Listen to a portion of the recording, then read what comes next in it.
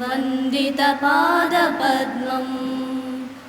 लोके जरा ऋग्भयमृत्युनाशं भ्रातारमीशं विविधौषधीनां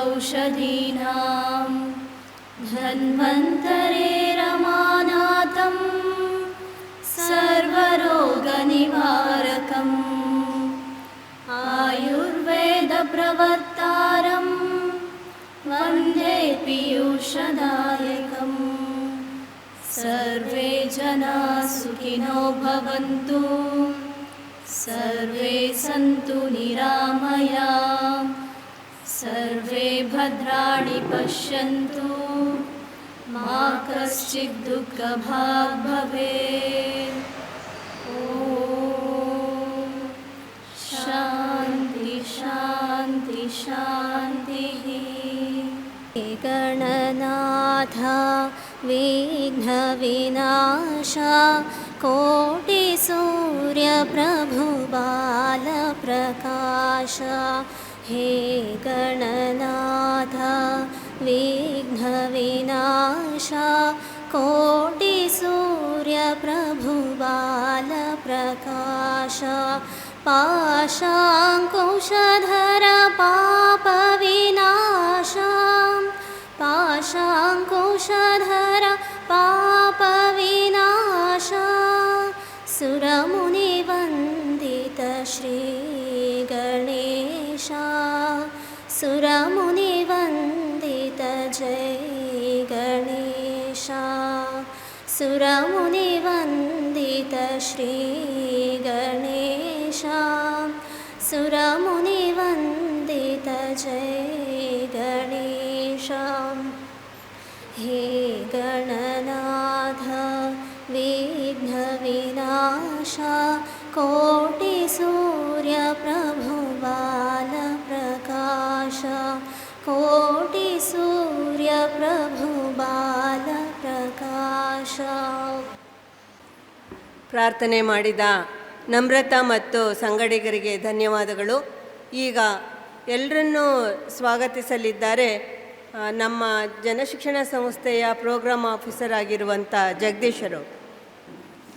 ಎಲ್ರಿಗೂ ಮಹಿಳಾ ದಿನಾಚರಣೆಯ ಶುಭಾಶಯಗಳು. ವೇದಿಕೆಯ ಮೇಲಿರೋರಿಗೂ ಹಾಗೂ ನಿಮ್ಮೆಲ್ಲರಿಗೂ ಈ ದಿನ ನಮ್ಮ ಜನಶಿಕ್ಷಣ ಸಂಸ್ಥೆಯ ವತಿಯಿಂದ ಈಗ ಆಲ್ರೆಡಿ ಬೇರೆ ಬೇರೆ ಹೋದ ವರ್ಷ ಮತ್ತು ಆಚೆ ವರ್ಷ ಕೂಡ ಭಾಳಷ್ಟು ವಿಜೃಂಭಣೆಯಾಗಿ ನಮ್ಮ ಮಹಿಳಾ ದಿನಾಚರಣೆ ಕಾರ್ಯಕ್ರಮಗಳನ್ನು ಮಾರ್ಚ್ 8ರಂದು ಆಚರಣೆ ಮಾಡ್ತಾಯಿದ್ವಿ.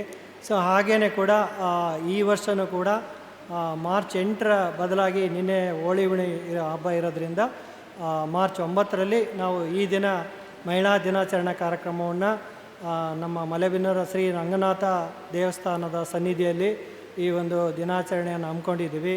ಈ ಒಂದು ಕಾರ್ಯಕ್ರಮಕ್ಕೆ ನಮ್ಮ ಜನಶಿಕ್ಷಣ ಸಂಸ್ಥೆಯ ಅಧ್ಯಕ್ಷರಾದಂಥ ಶ್ರೀಮತಿ ಜಯಲಕ್ಷ್ಮಿ ಮೇಡಮ್ ಅವರು ಭಾಳಷ್ಟು ಬೇರೆ ಬೇರೆ ಕಾರ್ಯಕ್ರಮಗಳಲ್ಲಿ ಪ್ರತಿ ಸಾರಿನೂ ಭಾಗವಹಿಸ್ತಾರೆ. ಯಶಸ್ವಿಯಾಗಿ ಹಲವಾರು ವಿಶೇಷ ಸಂದೇಶಗಳನ್ನು ಕೊಡುವುದ್ರ ಮುಖಾಂತರ ನಮ್ಮ ಜನಶಿಕ್ಷಣ ಸಂಸ್ಥೆಯ ಹೆಚ್ಚು ತರಬೇತಿಗಳಲ್ಲಿ ಕೌಶಲ್ಯ ತರಬೇತಿಗಳು ನಡೆಯುವಂಗೆ ನೋಡ್ಕೊಳ್ತಾ ಇದ್ದಾರೆ. ಸೊ ಹಾಗಾಗಿ ಈ ದಿನ ನಮ್ಮ ಮಹಿಳಾ ದಿನಾಚರಣೆ ಕಾರ್ಯಕ್ರಮಕ್ಕೆ ಜಯಲಕ್ಷ್ಮಿ ಮೇಡಮ್ ಅವರು ಅಧ್ಯಕ್ಷತೆ ವಹಿಸ್ಕೊಂಡು ಈ ಕಾರ್ಯಕ್ರಮಕ್ಕೆ ಆಗಮಿಸಿದರೆ ಅವರಿಗೆ ನಿಮ್ಮೆಲ್ಲರ ಪರವಾಗಿ ಹೃತ್ಪೂರ್ವಕವಾದ ಸ್ವಾಗತವನ್ನು ಕೋರ್ತಾರೆ.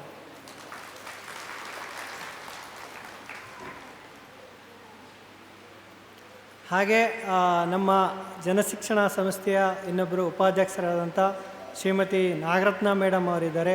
ಅವರಿಗೂ ಕೂಡ ನಿಮ್ಮೆಲ್ಲರ ಪರವಾಗಿ ಹೃತ್ಪೂರ್ವಕವಾದ ಸ್ವಾಗತವನ್ನು ಕೋರ್ತಾ ಇದ್ದೀವಿ. ಜೊತೆಗೆ ನಮ್ಮ ಹಲವಾರು ತಪೋವನ ಸಮೂಹ ಸಂಸ್ಥೆಗಳಿದ್ದಾವೆ. ಶ್ರೀಶಕ್ತಿ ಅಸೋಸಿಯೇಷನ್ ಸಂಸ್ಥೆ, ಹಾಗೆ ಜನಶಿಕ್ಷಣ ಸಂಸ್ಥೆ, ಜೊತೆಗೆ ಭುವನೇಶ್ವರಿ ಸಂಸ್ಥೆ, ಹಾಗೆ ಅನ್ನಪೂರ್ಣೇಶ್ವರಿ ಸಂಸ್ಥೆ.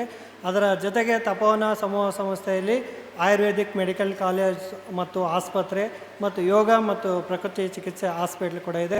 ಅದರ ಕಾಲೇಜಿನ ಪ್ರಾಂಶುಪಾಲರ್ ಅಂತ ಶ್ರೀಮತಿ ಸುಮಾನ ಭಟ್ ಮೇಡಮ್ ಅವರಿದ್ದಾರೆ. ಅವರಿಗೂ ಕೂಡ ನಿಮ್ಮೆಲ್ಲರ ಪರವಾಗಿ ಹೃತ್ಪೂರ್ವಕವಾದ ಸ್ವಾಗತವನ್ನು.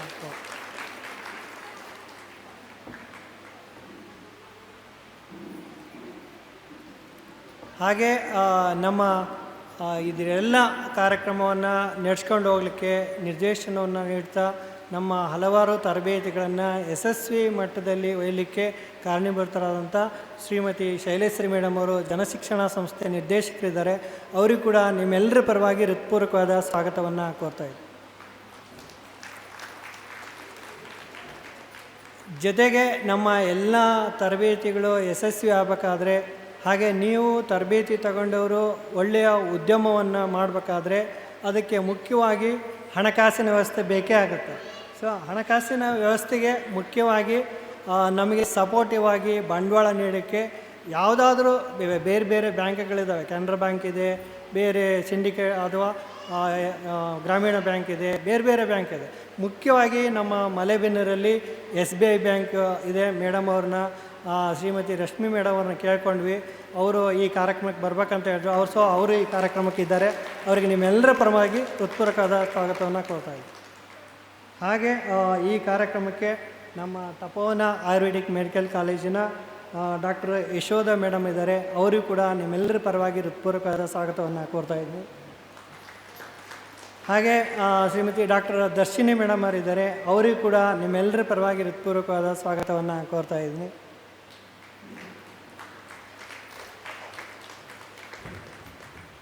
ಹಾಗೆ ಇನ್ನೊಬ್ಬರು ಡಾಕ್ಟರ್ ರೂಪಾ ಮೇಡಮ್ ಅವರಿದ್ದಾರೆ. ಇವರೆಲ್ಲ ಆಯುರ್ವೇದಿಕ್ ಮೆಡಿಕಲ್ ಕಾಲೇಜು ಮತ್ತು ಪ್ರಕೃತಿ ಚಿಕಿತ್ಸಾ ಹಾಸ್ಪಿಟ್ಲಿಂದ ಬಂದಿದ್ದಾರೆ. ಅವರಿಗೂ ಕೂಡ ನಿಮ್ಮೆಲ್ಲರ ಪರವಾಗಿ ಹೃತ್ಪೂರ್ವಕ. ಹಾಗೆ ಶ್ರೀ ಡಾಕ್ಟರ್ ಪಾರ್ವತಿ ಮೇಡಮ್ ಅವರಿದ್ದಾರೆ. ಅವರಿಗೂ ಕೂಡ ನಿಮ್ಮೆಲ್ಲರ ಪರವಾಗಿ ಹೃತ್ಪೂರ್ವಕವಾದ ಸ್ವಾಗತವನ್ನು ಕೋರ್ತಾ ಇದ್ದೀನಿ.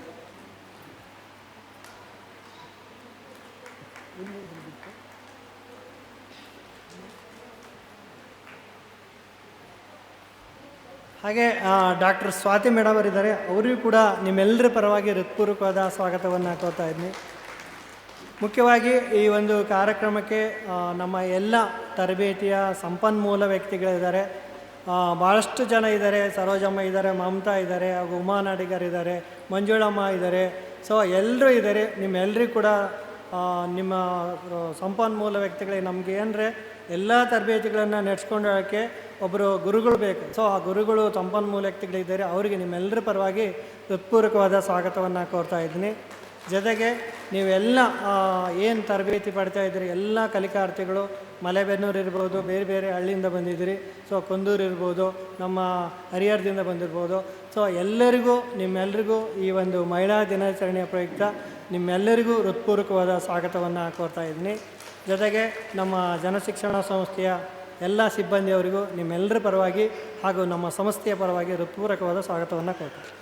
ಸ್ವಾಗತವನ್ನು ನೆರವೇರಿಸಿಕೊಟ್ಟಂಥ ಜಗದೀಶ್ ಅವರಿಗೆ ಧನ್ಯವಾದಗಳು. ಈಗ ವೇದಿಕೆ ಮೇಲಿರುವ ಎಲ್ಲ ಗಣ್ಯರಿಂದ ಉದ್ಘಾಟನಾ ಕಾರ್ಯಕ್ರಮವನ್ನು ನಡೆಸ್ಕೊಡ್ಬೇಕು ಅಂತ ಹೇಳಿ ಕೇಳ್ಕೊಳ್ತಾ ಇದ್ವಿ.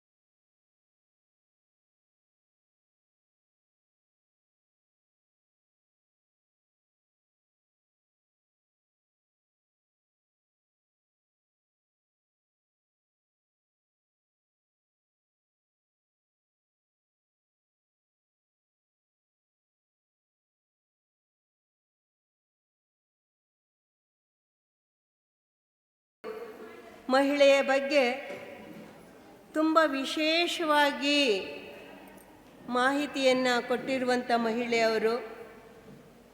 ನಾವು ಚಿಕ್ಕ ಹುಡುಗರಿದ್ದಾಗ ಅದನ್ನು ಪದ್ಯ ಇಟ್ಟಿದ್ರು ಓದೋದಕ್ಕೆ ಕ್ಲಾಸಲ್ಲಿ. ಪೆಣ್ಣಲ್ಲವೇ ನಮ್ಮನ್ನೆಲ್ಲ ಪಡೆದ ತಾಯಿ, ಪೆಣ್ಣಲ್ಲವೇ ಪೊರೆದವಳು, ಪೆಣ್ಣು ಪೆಣ್ಣೆಂದು ಏತಕ್ಕೆ ಬೀಳಗೊಳೆವರು, ಕಣ್ಣು ಕಾಣದ ಗಾವಿಲ್ಲರು ಅಂತ.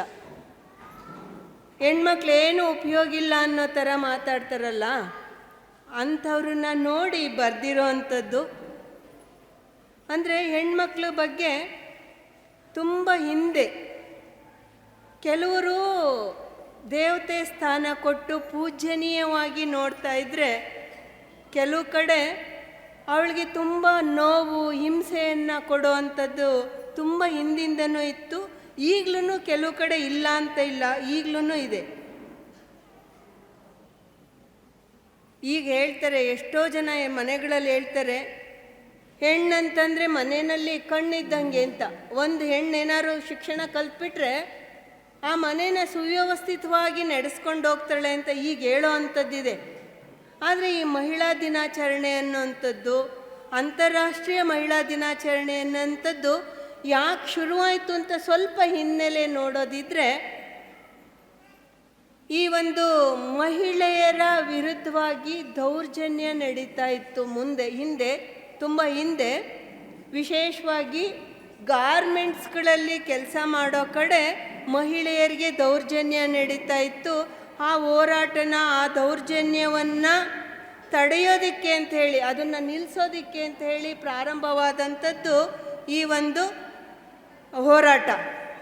ಮಹಿಳೆಯರ ವಿರುದ್ಧವಾಗಿ ದೌರ್ಜನ್ಯ ನಡೀತಾ ಇತ್ತು, ಅದನ್ನು ತಡೆಯೋದಕ್ಕೆ ಪ್ರಾರಂಭ ಮಾಡಿದಂಥದ್ದು ಈ ಒಂದು ಹೋರಾಟನೇ ಕಾರಣ ಆಗಿರೋವಂಥದ್ದು. ಬೇರೆ ಬೇರೆ ದೇಶಗಳಲ್ಲಿ ರಾಜಕೀಯವಾಗಿ, ಆರ್ಥಿಕವಾಗಿ ನಮಗೆ ಸ್ವಾತಂತ್ರ್ಯ ಬೇಕು ಅಂತ ಹೇಳಿ ಕೂಡ ಹೋರಾಟಗಳು ಶುರುವಾಯಿತು. ಈ ಒಂದು ಹಿನ್ನೆಲೆಯಲ್ಲಿ 1977ರಲ್ಲಿ ವಿಶ್ವಸಂಸ್ಥೆ ಮಾರ್ಚ್ 8 ಅಂತಾರಾಷ್ಟ್ರೀಯ ಮಹಿಳಾ ದಿನ ಅಂತ ಹೇಳಿ ಘೋಷಣೆ ಮಾಡ್ತು.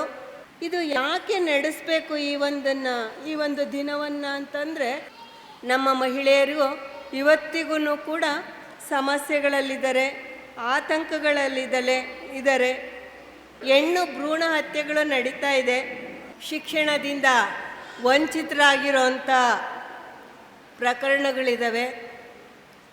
ಆಸ್ತಿ ವಿಷಯ ತಗೊಂಡ್ರೆ ಹೆಣ್ಮಕ್ಳ ಹೆಸರಲ್ಲಿ ತುಂಬ ಕಡಿಮೆ ಆಸ್ತಿ ಇರೋವಂಥದ್ದು. ಇನ್ನು ಕೆಲಸದ ತಗೊಂಡ್ರೆ ನಮ್ಮ ವಿಶ್ವದಲ್ಲಿ 66% ಮಹಿಳೆಯರೇ ಕೆಲಸ ಮಾಡೋದು. ಅಂದರೆ ಹೆಚ್ಚು ಕೆಲಸ ಮಾಡೋ ಅಂಥದ್ದು ಮಹಿಳೆಯರು. ಅದ್ರಿಗೆ ರಿಟರ್ನ್ಸ್ ಏನು ಬರ್ತಾ ಇದೆ, ಅದು ಹೆಣ್ಮಕ್ಳಿಗೆ ಬರ್ತಾ ಇಲ್ಲ. ಅಪೌಷ್ಟಿಕತೆಯಿಂದ ಇರೋವಂಥವ್ರು ಹೆಣ್ಮಕ್ಳೇನೆ ಜಾಸ್ತಿ ಜನ. ನಮ್ಮ ವೈದ್ಯರುಗಳು ಬಂದಿದ್ದಾರೆ, ಅವರು ಒಂದಿಬ್ಬರು ಮಾತಾಡ್ತಾರೆ ಇದಕ್ಕೆ ಸಂಬಂಧಪಟ್ಟ ಹಾಗೆ. ಪೌಷ್ಟಿಕತೆ ವಿಷಯಕ್ಕೆ ಸಂಬಂಧಪಟ್ಟರೆ ಅಪೌಷ್ಟಿಕತೆಯಿಂದ ಕೂಡಿರೋವಂಥದ್ದು ಹೆಣ್ಮಕ್ಳು ಜಾಸ್ತಿ. ಈ ಒಂದೆಲ್ಲ ಕಾರಣಗಳಿಂದನೂ ಕೂಡ ಈ ಅಂತಾರಾಷ್ಟ್ರೀಯ ಮಹಿಳಾ ದಿನಾಚರಣೆಯನ್ನು ನಾವು ಇವತ್ತಿಗೂ ಆಚರಣೆ ಮಾಡ್ತಾ ಇದ್ದೀವಿ. ಆದರೆ ಇತ್ತೀಚಿನ ದಿನಗಳಲ್ಲಿ ಮಹಿಳೆಯರು ಎಲ್ಲ ಕ್ಷೇತ್ರಗಳಲ್ಲಿ, ಇಲ್ಲಿ ಕೂತಿರೋವಂಥವ್ರು ತುಂಬ ಕ್ಷೇತ್ರಗಳಲ್ಲಿ, ಬೇರೆ ಬೇರೆ ಕ್ಷೇತ್ರಗಳಲ್ಲಿ ಕೆಲಸ ಮಾಡ್ತಿದ್ದಾರೆ. ಹಾಗೂ ಇಲ್ಲಿರೋಂಥ ನೀವುಗಳನ್ನು ಕೂಡ ಮನೆಯಿಂದ ಹೊರಗಡೆ ಬರೋಂಗಾಗಿದೆ. ಬೇರೆ ಬೇರೆ ತರಬೇತಿಗಳನ್ನು ತಗೊಂಡಿದ್ದೀರಿ, ಸ್ವಂತ ಉದ್ಯೋಗಗಳನ್ನು ಮಾಡ್ತಾ ಇದ್ದೀರಿ. ಆದರೆ ಇವೆಲ್ಲ ಬೆರಳೆಣಿಕೆಯಷ್ಟು ಅಷ್ಟೇ. ಅಂದರೆ ನಮಗೆ ತುಂಬ ಜನ ಈ ಥರದವರು ಸಿಗ್ತಾ ಇಲ್ಲ. ಮಹಿಳೆಯರು ಇನ್ನೂ ಅಭಿವೃದ್ಧಿ ಆಗಬೇಕು ಅಂತಂದರೆ ಮಹಿಳೆಯರು ಬೇರೆ ಬೇರೆ ನಿಟ್ಟಿನಲ್ಲಿ ಆಲೋಚನೆಗಳನ್ನು ಮಾಡಬೇಕು. ಒಂದು ವೈಯಕ್ತಿಕವಾಗಿ ನಾನು ಹೆಂಗಿರಬೇಕು ಅನ್ನೋವಂಥದ್ದು, ನಾನು ಏನು ಮಾಡಬೇಕು ಅನ್ನೋವಂಥದ್ದು, ಕೌಟುಂಬಿಕವಾಗಿ ನಾನೇನು ಮಾಡಬೇಕು, ನಾನು ಹೇಗಿರಬೇಕು ಅನ್ನೋವಂಥದ್ದು, ಸಾಮಾಜಿಕವಾಗಿ ನಾನೇನು ಮಾಡಬೇಕು ಅನ್ನೋಂಥದ್ರ ಬಗ್ಗೆ ನಾವೆಲ್ಲರೂ ಕೂಡ ಆಲೋಚನೆ ಮಾಡಿದಾಗ ಒಂದು ದೇಶದ ಅಭಿವೃದ್ಧಿ ಸಾಧ್ಯ ಆಗುತ್ತೆ. ಎಲ್ಲ ಒಂದು ಕಡೆ ಹೇಳ್ತಾರೆ, ಯಾವತ್ತು ನಮ್ಮ ದೇಶದಲ್ಲಿ ಮಹಿಳೆ ರಾತ್ರಿ 12 ಗಂಟೆಯಲ್ಲಿ ಏನು ಭಯ ಇಲ್ದಲೆ ನಿರ್ಭಯವಾಗಿ ಓಡಾಡೋ ಅಂಥ ಕಾಲ ಬರುತ್ತೆ, ಆಗ ನಾವು ಹೆಣ್ಮಕ್ಳಿಗೆ ಸಮಾನತೆ ಸಿಕ್ಕಿದೆ ಅನ್ನೋಂಥದ್ದನ್ನು ಹೇಳ್ಬೋದು ಅಂತ. ಅಲ್ಲೊಬ್ರು ಇಲ್ಲೊಬ್ರು ಇದ್ದಾರೆ, ಆದರೆ ನಮ್ಮ ಆಶಯ ಏನು ಅಂದರೆ ಎಲ್ಲರೂ ಅದೇ ರೀತಿ ಆಗಬೇಕು ಅನ್ನೋಂಥದ್ದು. ಅದಕ್ಕೋಸ್ಕರ ನಾವು ಈ ಒಂದು ಮಹಿಳಾ ದಿನಾಚರಣೆಯನ್ನು, ಅಂತಾರಾಷ್ಟ್ರೀಯ ಮಹಿಳಾ ದಿನಾಚರಣೆಯನ್ನು ಆಚರಣೆ ಮಾಡ್ತಿದ್ದೀವಿ. ನಮ್ಮ ಶ್ರೀಶಕ್ತಿ ಅಸೋಸಿಯೇಷನ್ನು ಪ್ರಾರಂಭ ಆಗಿ 40 ವರ್ಷ ಆಯಿತು. ಆಗಿಂದನೂ ಕೂಡ ಈ ಒಂದು ಕಾರ್ಯಕ್ರಮವನ್ನು ಪ್ರತಿ ವರ್ಷವೂ ಆಚರಣೆ ಮಾಡ್ಕೊಂಬರ್ತಾ ಇದ್ದೀವಿ. ಶ್ರೀಶಕ್ತಿ ಅಸೋಸಿಯೇಷನ್ನು ಬೇರೆ ಬೇರೆ ಯೋಜನೆಗಳನ್ನು ನಡೆಸ್ತಾ ಇದೆ. ಈಗ ನಾವು ನೋಡ್ದಂಗೆ ಆಸ್ಪತ್ರೆಗಳಿದೆ. ದೊಡ್ಡಬಾತಿ ತಪೋವನದಲ್ಲಿ ಆಸ್ಪತ್ರೆಗಳಿದ್ದಾವೆ, ನರ್ಸಿಂಗ್ ಕಾಲೇಜ್ ಇದೆ. ಮತ್ತು ನಮ್ಮದು ಜನಶಿಕ್ಷಣ ಸಂಸ್ಥೆ ಏನಿದೆಯಲ್ಲ, ಇದು ದಾವಣಗೆರೆ ಜಿಲ್ಲೆಯಾದ್ಯಂತ ಕೌಶಲ್ಯಾಭಿವೃದ್ಧಿ ತರಬೇತಿ ಕೊಡ್ತಾ ಇದೆ. ಯಾರು ಚಟಗಳಿಗೆ ಒಳಗಾಗಿರ್ತಾರೆ ಆ ಚಟಗಳನ್ನು ಬಿಡಿಸೋದಕ್ಕೆ ಡಿ-ಅಡಿಕ್ಷನ್ ಸೆಂಟ್ರುಗಳಿದ್ದಾವೆ, ವೃದ್ಧಾಶ್ರಮಗಳಿದ್ದಾವೆ, ಶಿಶುಪಾಲನಾ ಕೇಂದ್ರಗಳಿದ್ದಾವೆ. ಈ ಥರ ಬೇರೆ ಬೇರೆ ಯೋಜನೆಗಳನ್ನು, ಬೇರೆ ಬೇರೆ ಅಭಿವೃದ್ಧಿ ಕಾರ್ಯಗಳನ್ನು ಶ್ರೀಶಕ್ತಿ ಅಸೋಸಿಯೇಷನ್ ಮಾಡ್ತಾ ಬಂದಿದೆ. ಈ ಒಂದು ಜನಶಿಕ್ಷಣ ಸಂಸ್ಥೆ ಅನ್ನುವಂಥದ್ದು ಕೇಂದ್ರ ಸರ್ಕಾರದ ಒಂದು ಯೋಜನೆ. ಇದು 2005ನೇ ಇಸ್ವಿಯಿಂದ ನಮ್ಮ ದಾವಣಗೆರೆ ಜಿಲ್ಲೆಯಲ್ಲಿ ಕಾರ್ಯನಿರ್ವಹಿಸ್ತಾ ಇದೆ. ಆ ವರ್ಷದಿಂದನೂ ಕೂಡ ಸತತವಾಗಿ ನಾವು ಈ ಒಂದು ಆಚರಣೆಯನ್ನು ಮಾಡ್ಕೊಂಡು ಬಂದಿದ್ದೀವಿ. ಸುಮಾರು ಒಂದು ವರ್ಷದಲ್ಲಿ 2,000 ಜನರಿಗೆ ವಿವಿಧ ರೀತಿಯಲ್ಲಿ ನಾವು ತರಬೇತಿಯನ್ನು, ವೃತ್ತಿ ಕೌಶಲ್ಯ ತರಬೇತಿಯನ್ನು ಕೊಡಿಸ್ತಾ ಇದ್ದೀವಿ. ಹಾಗಾಗಿ ನೀವೆಲ್ಲರೂ ಇಲ್ಲಿ ಬೇರೆ ಬೇರೆ ಹಳ್ಳಿಗಳಿಂದ ಬಂದಿದ್ದೀರಿ. ಈ ಒಂದು ನಿಮ್ಮನ್ನು ಉದ್ದೇಶಿಸಿ ಮಾತನಾಡಲಿಕ್ಕೆ ಅಂತ ಹೇಳಿ ಸಾಕಷ್ಟು ಜನ ಬಂದಿದ್ದಾರೆ. ಇದ್ರ ಪ್ರಯುಕ್ತವಾಗಿ ಆರೋಗ್ಯ ತಪಾಸಣಾ ಶಿಬಿರನೂ ನಡೆಯುತ್ತೆ. ಅದಲ್ದಲೇ 1 ಗಂಟೆಗೆ SS ಹಾಸ್ಪಿಟ್ಲಿನಿಂದ ಉಚಿತವಾಗಿ ಒಂದು ಆರೋಗ್ಯ ಕಾರ್ಡ್ ವಿತರಣೆಯನ್ನು ಮಾಡುವಂಥ ಕಾರ್ಯಕ್ರಮವನ್ನು ಕೂಡ ಇಟ್ಕೊಂಡಿದ್ದೀವಿ. ಏನಾದ್ರು ಸಮಸ್ಯೆ ಇದ್ದರೆ ಮಾರ್ಚ್ 31ವರೆಗೂ ಸಮಯ ಇರುತ್ತೆ. ಉಚಿತವಾಗಿ SS ಹಾಸ್ಪಿಟ್ಲಿಗೆ ಹೋಗಿ ಅಲ್ಲಿ ತಪಾಸಣೆ ಮಾಡಿಸ್ಕೊಳ್ಳೋದಕ್ಕೆ ಫ್ರೀ ಕಾರ್ಡ್ ಕೂಡ ಇಲ್ಲಿ ಮಹಿಳೆಯರಿಗೆ ಕೊಡ್ತಾರೆ. ಈ ಒಂದು ಕಾರ್ಯಕ್ರಮದಲ್ಲಿ ಬೇರೆ ಬೇರೆ ಇಲಾಖೆಯಿಂದ ಬಂದಿರುವಂಥ ಅಧಿಕಾರಿಗಳು ಇದ್ದಾರೆ, ನಮ್ಮ ಸಂಸ್ಥೆಯ ಅಧ್ಯಕ್ಷರು ಉಪಾಧ್ಯಕ್ಷರುಗಳೂ ಇದ್ದಾರೆ. ಅವರೆಲ್ಲ ಮಾತಾಡೋದ್ರ ಜೊತೆಗೆ, ಮಾಹಿತಿ ಕೊಡೋದ್ರ ಜೊತೆಗೆ ನಾವು ಸರ್ಟಿಫಿಕೇಟ್, ಯಾರು ತರಬೇತಿ ಪಡೆದಿದ್ದೀವಿ ಪಡೆದಿದ್ದಾರೆ ಅವರಿಗೆ ಸರ್ಟಿಫಿಕೇಟ್ ವಿತರಣೆ ಇರುತ್ತೆ. ಮತ್ತು ಒಂದು ಕೋಲಾಟನೂ ಕೂಡ ಇರುತ್ತೆ. ಅದೆಲ್ಲ ಆದಮೇಲೆ ಊಟದ ವ್ಯವಸ್ಥೆ ಇರುತ್ತೆ. ಇಷ್ಟು ಇವತ್ತಿನ ಕಾರ್ಯಕ್ರಮಗಳು. ಮೊದಲನೇದಾಗಿ ನಮ್ಮ ಒಂದು ಮಲೆಬೆನ್ನೂರು SBI ಶಾಖೆಯಲ್ಲಿ ರಶ್ಮಿ ಮೇಡಮ್ ಅಂತ ಹೇಳಿ ಮ್ಯಾನೇಜರ್ ಅವರು ಮಾರ್ಚ್ ತಿಂಗಳಿರೋದ್ರಿಂದ ಈ ಸಮಯವನ್ನು ನಮಗೆ ಕೊಡ್ತಿರೋದು ಅಮೂಲ್ಯವಾದಂಥದ್ದು. ಅವರು ನಿಮ್ಮೆಲ್ಲರನ್ನೂ ಕುರಿತು ಮಹಿಳೆ ಮತ್ತು ಆರ್ಥಿಕತೆ, ಮಹಿಳಾ ಗುಂಪುಗಳು ಮಾಡೋದ್ರಿಂದ ಏನೆಲ್ಲ ಉಪಯೋಗ ಇದೆ, SAGಗಳನ್ನು ಮಾಡೋದ್ರಿಂದ, ಇದ್ರ ಬಗ್ಗೆ ಮಾಹಿತಿಯನ್ನು ಕೊಡಬೇಕು ಅಂತ ಕೇಳ್ಕೊಳ್ತಾ ರಶ್ಮಿ ಮೇಡಮ್ ಅವರು ಅವ್ರಿಗೆ ವೇದಿಕೆಯನ್ನು ಬಿಟ್ಕೊಡ್ತಾ ಇದ್ದೀವಿ. ವೇದಿಕೆ ಮೇಲೆ ಉಪಸ್ಥಿತಿರುವ ಎಲ್ಲ ಗಣ್ಯರಿಗೆ ಮತ್ತು ಇಲ್ಲಿ ನೆರೆದಿರುವ ಎಲ್ಲರಿಗೂ ಅಂತಾರಾಷ್ಟ್ರೀಯ ಮಹಿಳಾ ದಿನಾಚರಣೆಯ ಶುಭಾಶಯಗಳು. ಬ್ಯಾಂಕ್ ವತಿಯಿಂದ ನಿಮಗೆ ಸಂಘಗಳು ಮಾಡಿಕೊಂಡ್ರೆ ಮೊದಲನೆಯದು ಆರ್ಥಿಕವಾಗಿ ನೀವು ಸಬಲರಾಗ್ತೀರಾ. ಯಾವುದಕ್ಕೂ ಕೂಡ ಬೇರೆಯವ್ರನ್ನ ನಾವು ಅವಲಂಬಿತರಾಗ್ದಲೇ, ಮತ್ತು ಈ ತರಬೇತಿ ಎಲ್ಲ ಪಡೆದುಕೊಂಡು ಮಾಡಿಕೊಂಡ್ರೆ ನಿಮಗೆ ಸಾಲ ಸೌಲಭ್ಯ ತುಂಬ ಸುಲಭವಾಗಿ ಆಗುತ್ತೆ. ಇವಾಗ ಬ್ಯಾಂಕಲ್ಲಿ ನೀವೇನು ಜಸ್ಟ್ 10ರಿಂದ 15 ಜನ ಯಾರು ಸಂಘದಿಂದ ಮಾಡ್ಕೊಂಡಿರ್ತೀರೋ ಎಲ್ಲ ಪ್ರತಿ ವಾರ ಮೀಟಿಂಗ್ ಮಾಡಿ ಅದಕ್ಕೆಲ್ಲ ಬುಕ್ಸ್ ಎಲ್ಲ ಬರೆದು ನೀವು ಎಲ್ಲ ಉಳಿತಾಯ ಮಾಡಿದರೆ ಆ ಉಳಿತಾಯದ ಮೇಲೇ ನಿಮಗೆ ಸಣ್ಣ ರೀತಿಯಿಂದನೇ ಸ್ಟಾರ್ಟ್ ಮಾಡಲಿಕ್ಕೇ ಇವಾಗ ಬ್ಯಾಂಕಲ್ಲಿ ವ್ಯವಸ್ಥೆ ಇದೆ. ತುಂಬ ಸುಲಭ ರೀತಿಯಲ್ಲಿ ಲೋನ್ ಕೊಡ್ತಾ ಇದೆ. ಆದರೆ ಯಾರು ಜನ ತಗೊಳ್ತಾ ಇಲ್ಲ, ಅದನ್ನು ಆ್ಯಕ್ಚುಲಿ ಯೂಸ್ ಮಾಡ್ಕೊತಾ ಇಲ್ಲ. ಸೊ ಯಾರು ಸಂಘಗಳು ಮಾಡ್ಕೊಂಡಿದ್ದೀರಾ ಬಂದು ನನ್ನ ಭೇಟಿ ಮಾಡಿ, ನಾನು ನಿಮಗೆ ಲೋನ್ನ ಮಾಡಿಕೊಡ್ತೀನಿ. ಮೇಡಮ್ ಹೇಳಿದ್ರು ಎಲ್ಲ ತರಬೇತಿ ಪಡೆದು ಆಲ್ರೆಡಿ ಸರ್ಟಿಫಿಕೇಟ್ ಕೂಡ ಇಶ್ಯೂ ಮಾಡಿದ್ದಾರೆ ಅಂತ. ಸೊ ಈ ತರಬೇತಿ ಮಾಡಿಕೊಂಡು ನೀವು ಈ ಕರಕುಶಲ ವಸ್ತುಗಳನ್ನೆಲ್ಲ ಮಾರ್ಕೊಂಡ್ರೆ ನೀವೇ ಸ್ವಾವಲಂಬಿಗಳಾಗಿರ್ತೀರ. ಸೊ ಮೊದಲು ಸಂಘಗಳು ಯಾರು ಮಾಡ್ಕೊಂಡಿದ್ದೀರೋ ಅವರೆಲ್ಲ ನನ್ನ ಭೇಟಿ ಮಾಡಿರಿ, ನಾನು ಹೇಳ್ತೀನಿ ಏನು ಬುಕ್ಸ್ ಬರಿಬೇಕು, ಯಾವ ರೀತಿ ಬರಿಬೇಕು, ನಿಮ್ಗೆ ಹೆಂಗೆ ಸಾಲ ಇರುತ್ತೆ. ಸಬ್ಸಿಡಿ ಕೂಡ ಇದೆ ಅದು ಸಾಲಕ್ಕೆ. ನೀವು ಯಾರು ರೆಗ್ಯುಲರಾಗಿ ಅಮೌಂಟ್ನ ಲೋನ್ನ ಕಟ್ತಿರೋ ಅವ್ರಿಗೆ ಇಷ್ಟು % ಅಂತ ಸಬ್ಸಿಡಿನೂ ಕೊಡ್ತದೆ ಬ್ಯಾಂಕಿಂದ. ಅದನ್ನೆಲ್ಲ ಯೂಸ್ ಮಾಡ್ಕೊಳ್ಳಿ. ಬ್ಯಾಂಕ್ನ ಯಾರು ಮಾಡ್ಕೊಳ್ಳೋದಿಲ್ಲ ಆ್ಯಕ್ಚುಲಿ. ನಿಜ ಈ ಶಿಕ್ಷಣ ಸಂಸ್ಥೆಯವರು ತುಂಬ ಚೆನ್ನಾಗಿ ಮಾಡಿದ್ದಾರೆ ಪ್ರೋಗ್ರಾಮ್. ಆದರೆ ಯೂಸ್ ಮಾಡ್ಕೋಬೇಕು. ಇಲ್ಲಿ ಮಲೆಬೆನ್ನೂರಲ್ಲಿ ತುಂಬ ಚೆನ್ನಾಗಿದ್ದಾರೆ, ಆದರೆ ಯಾರು ತೊಗೊಳ್ತಾ ಇಲ್ಲ. ಸೊ ಎಲ್ಲರೂ ಬಂದು ಯೂಸ್ ಮಾಡ್ಕೊಳ್ಳಿ. ಇದ್ರ ಡೀಟೇಲ್ಸ್ ಬೇಕಂದರೆ ನೀವು ಬ್ಯಾಂಕಿಗೆ ಬನ್ನಿ, ನಾನು ಕೊಡ್ತೀನಿ. ಓಕೆ, ನಾನು ಮಾತನ್ನು ಮುಗಿಸ್ತೀನಿ. ರಶ್ಮಿ ಮೇಡಮ್ ಅವರು ಅವರ ಸಮಯವನ್ನು ನಮಗೆ ಕೊಟ್ಟಿದ್ದಕ್ಕಾಗಿ ತುಂಬ ಧನ್ಯವಾದಗಳು. ಅವರು ಸಂಘಗಳು ಏನು ನಮ್ಮ ಮಹಿಳೆಯರು SAGಗಳು ಮಾಡ್ತಾ ಇದ್ದಾರೆ ಅಂಥವ್ರಿಗೆ ಪ್ರೋತ್ಸಾಹ ಕೊಡೋದಕ್ಕೆ ಅಂತೇಳಿ ಮಾಹಿತಿಗಳನ್ನು ಕೊಟ್ಟಿದ್ದಾರೆ. ಇನ್ನೊಂದು ನಮ್ಮವ್ರು SAG ಮಾಡಿದ್ದಾರೆ ಮೇಡಮ್. SAG ಮಾಡಿರೋರು ಏನಾದರೂ ಬ್ಯಾಂಕಲ್ಲಿ ಸಮಸ್ಯೆ ಇದೆ ಅಂತಂದರೆ ದಯವಿಟ್ಟು ಮೇಡಮ್ ಹತ್ರ ಹೋಗ್ರಿ, ಅವರು ಖಂಡಿತವಾಗ್ಲೂ ನಿಮಗೆ ಹೆಲ್ಪ್ ಮಾಡ್ತಾರೆ. ಈ ಏರಿಯಾದಲ್ಲಿರೋವಂಥವ್ರು, ಮಲೆಬೆನ್ನೂರು ಏರಿಯಾದಲ್ಲಿರೋವಂಥವ್ರು. ರಶ್ಮಿ ಮೇಡಮ್ ಅವರು ಬಂದು ನಮ್ಮ ಮಹಿಳೆಯರಿಗೆ ಮಾಹಿತಿ ಕೊಟ್ಟಿದ್ದಕ್ಕಾಗಿ ವೈಯಕ್ತಿಕವಾಗಿ ಹಾಗೂ ಸಂಸ್ಥೆಯ ಪರವಾಗಿ ಧನ್ಯವಾದಗಳನ್ನು ಹೇಳ್ತಾ ಇದ್ದೀವಿ. ನಮ್ಮ ಸಂಸ್ಥೆಯ ಉಪಾಧ್ಯಕ್ಷರಾಗಿರುವಂಥ ನಾಗರತ್ನ ಮೇಡಮ್ ಅವರು ನಿಮ್ಮೆಲ್ಲರನ್ನು ಕುರಿತು ಮಾಹಿತಿ ನೀಡಬೇಕು ಅಂತ ಹೇಳಿ ಕೇಳ್ಕೊಳ್ತಾ ಇದ್ದೀವಿ.